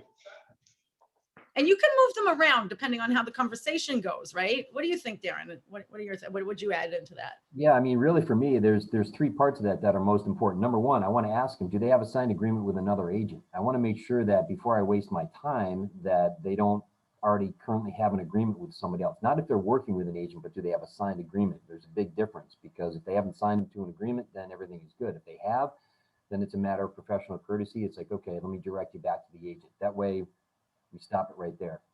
The other thing is basically the how are they going to pay for the house? And for me, the M stands for money. Do they have the cash, or do they need to get the money from a lender? And at that point, okay, we want to understand what their budget's going to be. So if they have the cash, terrific. Proof of funds, everything's good to go. If they're not, then okay, then that's next step. Let's find out, make sure we don't have any surprises, talk to the lender, figure out your budget, and go from there. So those are the two basically the critical questions that I ask right off the bat in the beginning. And then the other one would be the motivation. Obviously you want to find out, what it is, why is it that they're doing what they're doing? And then you go from there. But those are the three that I focus on. And tell me, how scripted did that sound? How scripted did that sound? Not scripted at all.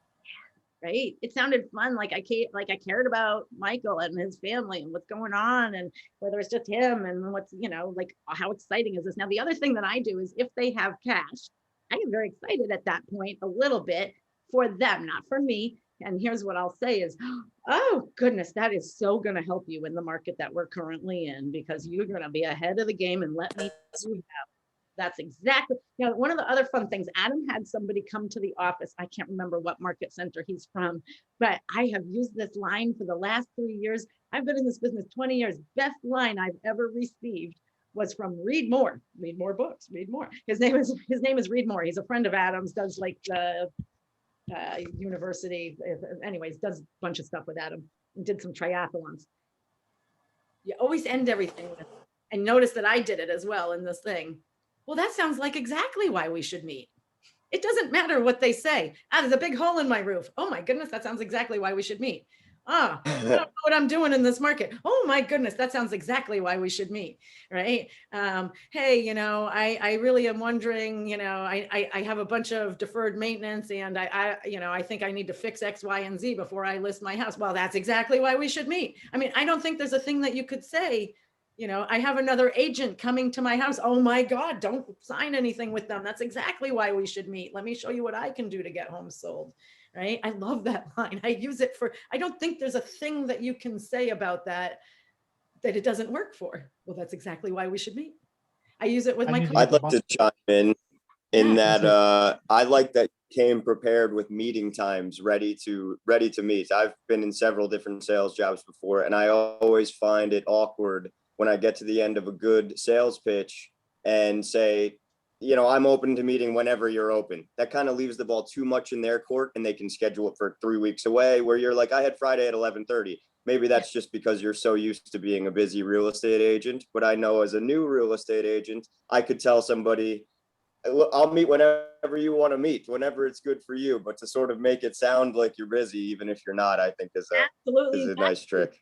Right? Because if you're not busy, if you walked into the doctor's office and the office was empty and they didn't give you a HIPAA form and you just sat there and they were like, oh, come right in, I think I'd be worried, right? Like, I expect to wait when I get to the doctor's office and to fill it. And by the way, remember your consumer disclosures as part of what's going on. And remember that it's not awkward if you don't do these things. Like, if you went to the doctor's office and they didn't do the form and everything, you'd wonder, like, geez, what's wrong here? You need to do the same thing in this business. It's not weird, these disclosures. And yes, you don't want to look too available, right? It's like, yeah, woohoo, crickets. And I'm sitting there and I'm available whenever, right? We sound like a desperate person looking for a date at that point, right? Right.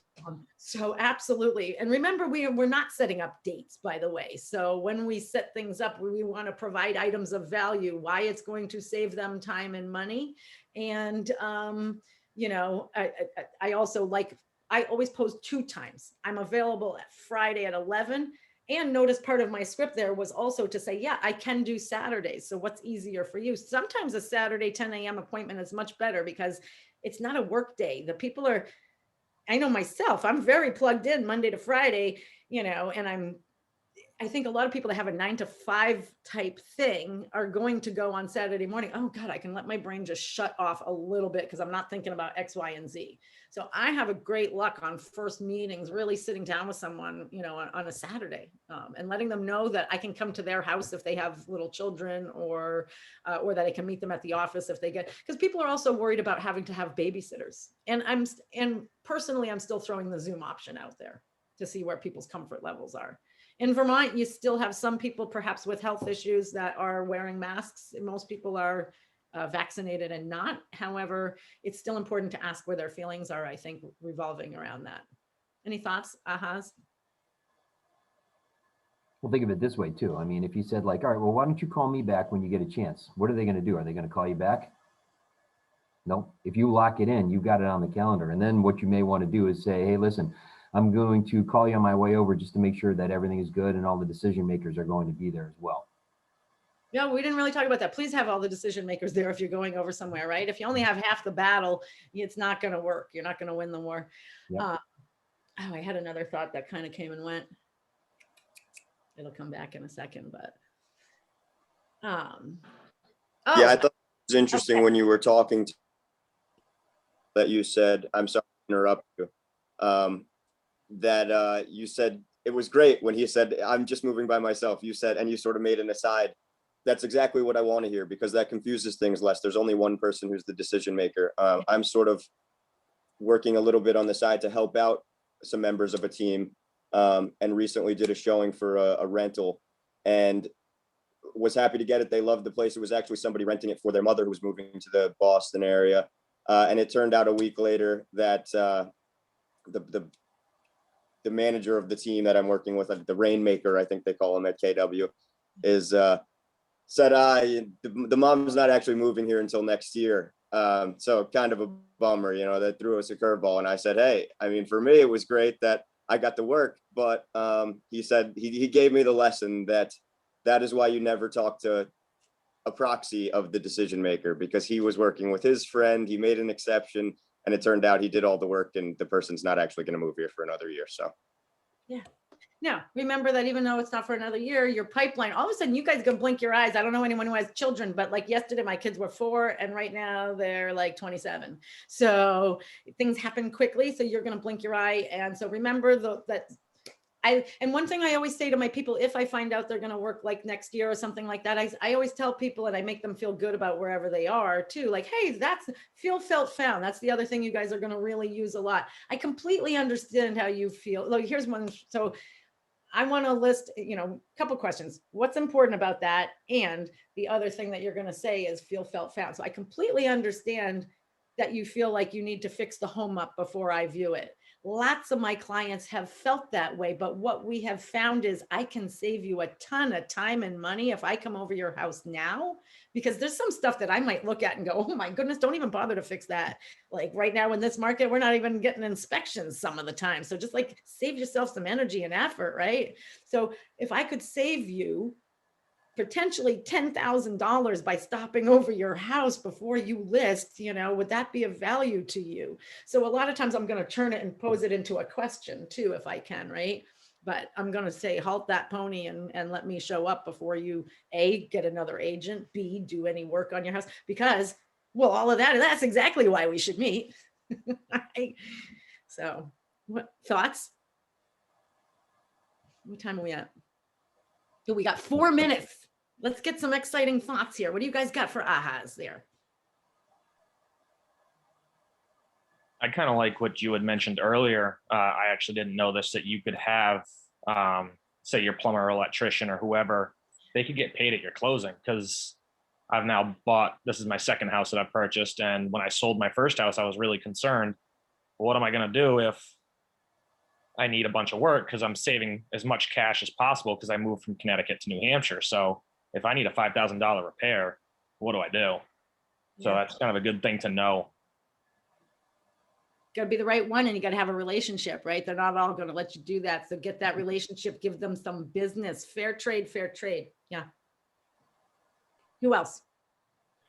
I would say for me, my biggest aha was the LP mama, because like one of the biggest challenges I have is just like finding stuff to talk about. So that was very, very helpful. I'm glad you like LP Mama. Yo mama. Just remember that. It's LP Mama, and it's going to get you anywhere you need to go without having, I mean, don't forget that you do need to have scripts. By the way, I'm going to show you a couple things. One quick thing with I'm going to walk to a room in my house to show you that agents that have 20 years in the business still use scripts. You guys are going to think I'm silly. Okay. But I have things on the wall in here. It starts out with good afternoon. This is Laura Ryan at Keller Williams, Vermont. I'm the productivity coach. How are you today? I write down stuff. It might be in crayon and craypa, okay? But I write down stuff. I have big posters so that while I'm calling people in my office, and you may think, but I have little posters here. This one here says, has this session been helpful? Blah, blah, blah, and so I fill my room with these big Post-it notes that I color with crayons while I'm thinking of what I want to say to people. So they just like scripts? Yeah, sometimes they're just bullet points. Like here's one that I script with my team leader every Tuesday morning. So one of them's on this, but it says, this is for recruiting, but one question that I hadn't been asking was, how did you come to choose the company that you're currently at? What a brilliant question. So I might just stick that Post-it note right there on my door while I'm walking around and thinking about things. And I'm a pacer while I make my calls. Yeah. But I guess my point is, don't feel silly. And I know the most common thing I hear is, the scripts aren't me. Make it your own. Make it your own. LP Mama it, forward it. But don't be afraid to have something on bullet points, because if you free range it, you're going to crash and burn. On a side note, without directions. I wanted to say, if you've ever watched Breaking Bad, and I mean this in the most polite way, Darren looks a lot like the main character. That's cute. Kind of Darren. That's a compliment in my book. So. Well, thank you. I appreciate that. I don't know. I've never been told that before, but okay, I'll take that. Great. He is a cool dude too, so that's a good thing. Well, thank you. Any other thoughts, comments as we're ending today? I have one. So I think that also kind of going on the scripts thing, it was important for me to know scripts and memorize them, because it's like I grew up doing cheering. So when you learn a routine 1,000 times and you know it like the back of your hand, you're able to kind of like customize it and throw your own spin on it and do those other things. So it gives you a really good baseline, and it also allows you to be present. It allows you to have like a really good present. I'm reading this book right now. It's called Be Where Your Feet Are. It's Scott O'Neill. He's the CEO of the New Jersey Devils, for all of us New England hockey people. But he talks a lot about be present, and whatever you're working on, like that's where your sights are. So when you know these scripts already, you don't have to be all over the place. And it's been really, like, the scripts have really been important to me. They've been really helpful. And you could practice, right? Like thank you, Courtney, because that's important. And because here's the thing, what I have been finding, because I'm having my folks just do the CID over and over and over in the broker agreement. By the way, if you went to buy a car, or you went anywhere where you had to sign paperwork, if you went to your loan office or whatever, and they were like, are you gonna buy with them? Like if it was a doctor and he's like, I don't know if I've seen this form before. It's kind of like, here, the state wants me to give it to you, and hey, right? I mean, you don't want to be that person. Practice, because by the way, we have like 6 forms or whatever that we really, I mean, there's a few more, but it's not like we have that many forms that we have to know to complete our job. It's kind of expected that we can explain them well without stuttering and bubbling over them. It's the most important thing you can do right now is to have scripts revolving around how to explain the documents and how to just talk to people. So thank you, Courtney. Absolutely. Yeah, I think to Courtney's point too, the biggest thing that you get from that is listening. Because honestly, if you're talking to somebody on the phone and they know that you are not listening and you're only thinking about whatever the next thing that you want to say, you'll get hung up on very, very quickly. So listen, and then tailor what you say based on what they've said, and even reiterate what they said. Say, hey, from what I'm hearing, you're focused on this, or what's most important is this, and just to make sure that they know that you are listening.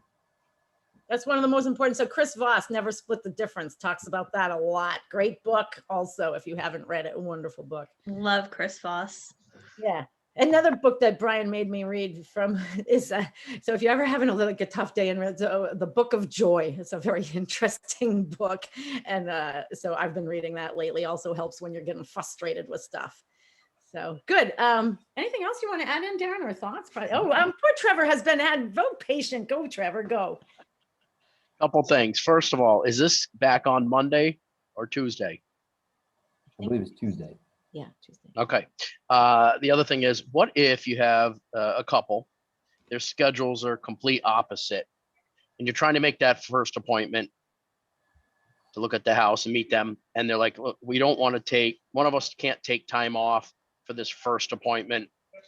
Can we just meet, me, let's say the husband or the wife. And when if we get serious, if we want to do this, then we'll schedule some time off to sign the contract together. What do you do there?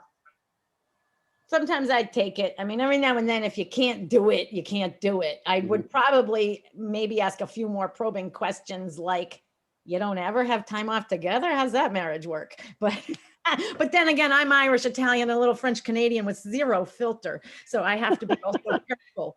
So, so I might just ask that question and I'm an elephant in the room kind of person, like, really? And I might, however, if it got to the point where I felt like I was being too pushy or whatnot, I might take the appointment just to do it. And then while I'm there, establish the rapport and try and find a time where they could both be there, or make a time with the wife or the husband or the partner or whoever the other party could be. And make 2 appointments might be another alternative. What about you, Darren? What would you do? Yeah, I mean, sometimes you got to, ideally you'd like to live in a perfect world where you can work everything out. But for the first one, just go there and knock their socks off, whoever's there, and just say, hey, this is basically who I am, and, I'm going to help you out with this.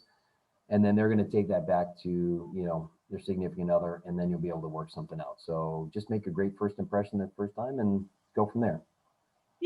And so I like to think of things that are different or whatever, but think if someone really couldn't do that, right? Maybe you do a little video of a couple of things with you and the person that is there and send a selfie to the other person wishing you were here, right? Or something, if it's appropriate, right? If they're upstairs sleeping, but try and be fun, be yourself and have fun at all times, yet professional in that.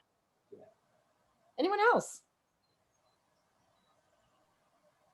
I think that be yourself comment is really, really big, because I worked in corrections for a while. So if you try to be somebody you're not, people are going to see right through it, and they're going to see that you're being fake. So just be you. And like you said, if you just be professional as you are, it'll be more productive in the end and make people feel better. Yeah, people want real. And by the way, our military, our corrections, our police, they're trained to see through that junk, and they will not like you if they do not think you are a real, genuine person. Along with anybody, really. But there are people that are specially trained for that kind of stuff that, look right through us. Other thoughts, processes. You guys got good stuff. Love this. 2 more.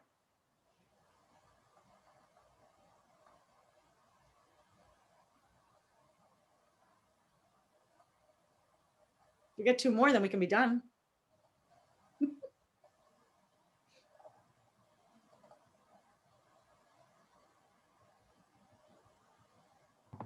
I feel like I shouldn't keep talking, but this silence is almost deafening. There's this thing called let silence do that. So yeah, I'd say too that go.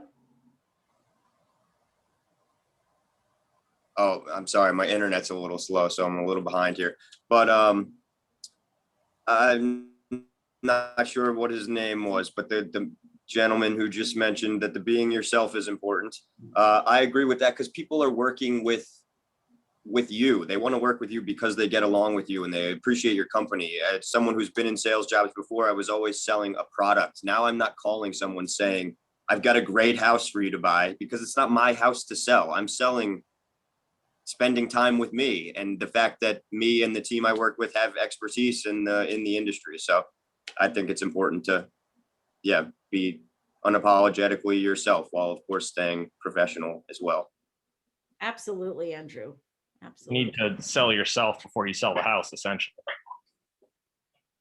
And listening to them, right? That is also important, because a lot of times I'm trying to not have to even sell myself by the time I'm at the appointment, because I want to be able to listen to what they need from me too. So we'll keep that in mind. One more person, someone who has not spoke before. One last person, bring us home. Hey, this is Bill. All right. Just the person was in corrections. I was in law enforcement for 31 years and I was a supervisor. So I had advanced training in communication skills. Eye contact is very important. We pretty much tell a lot if they're buying what you're selling or not. So, I'm pretty good at maintaining the eye contact and reading the body language. They're looking around, looking to the side, you're losing them. Yeah, that's important, right? And people want to know you know what you're doing. You would really enjoy Never Split the Difference. Have you read that yet? No, but I did get it. Get it, because it's about an FBI guy. It's not just real estate, that book. It's really cool. It's about this guy, and it's life or death. Like his ours is like a buy a house or not buy a house, but his is you mess up and somebody's not alive anymore. Really cool book about not splitting the difference, getting what you need, getting what everybody needs. Darren, take us out today. I talked enough. No, I think that the most important thing that everybody has to realize that you do need to incorporate lead gen every single day into your business. If you want to survive, if you want to build the dreams that you're, whole big why as to why you got into real estate, you need to lead generate every single day. All right. Just don't forget that. That's the most important thing. It solves all your problems. Or all your little plants will die. And you don't want that. Trevor, is that a wave or another question? I just want to say something about making calls, because I know it's hard, and it's been hard for me. In the last month, I've been doing a lot of calling, and these are to prior clients. So these are people I already have a relationship with, and I don't know why, but every time I go to dial, I'm like, oh God, here we go. But I found a little trick recently is, instead of thinking about every time I get the next call ready, instead of thinking about it, I just hurry up and hit the dial, and it's already ringing. Now it's too late. And if I hang up, they call me back most of the time, like, what are you doing? So I've done, let's say 150 calls, maybe 200 in the last month. And every time I dial, I always go, oh God, here we go again. And I've only had maybe 2 calls that weren't that good. Yeah. So and you're still alive somehow. Yeah. So I keep trying to remind myself that, but it's something that takes some people like myself a long time to just get comfortable with. Love it. 19 no's to 1 yes. Exactly. So I hope you guys enjoyed today's class, and I hope you got a lot out of it. This can be a dry subject, but I was hoping to accomplish with Darren and I today is to show you that it doesn't have to be dry. That list of things that I came up with is just a list of things that were in Laura's heads, but there's a million other ideas out there. And have fun with it, and be systematic, consistent, diverse, and do not let your database wither and die, and make sure to water it. There you go. I hope everyone has a wonderful 4th of July. Enjoy. Thank you, everybody. Thank you, you too. Bye. Thank you. Thank you, too.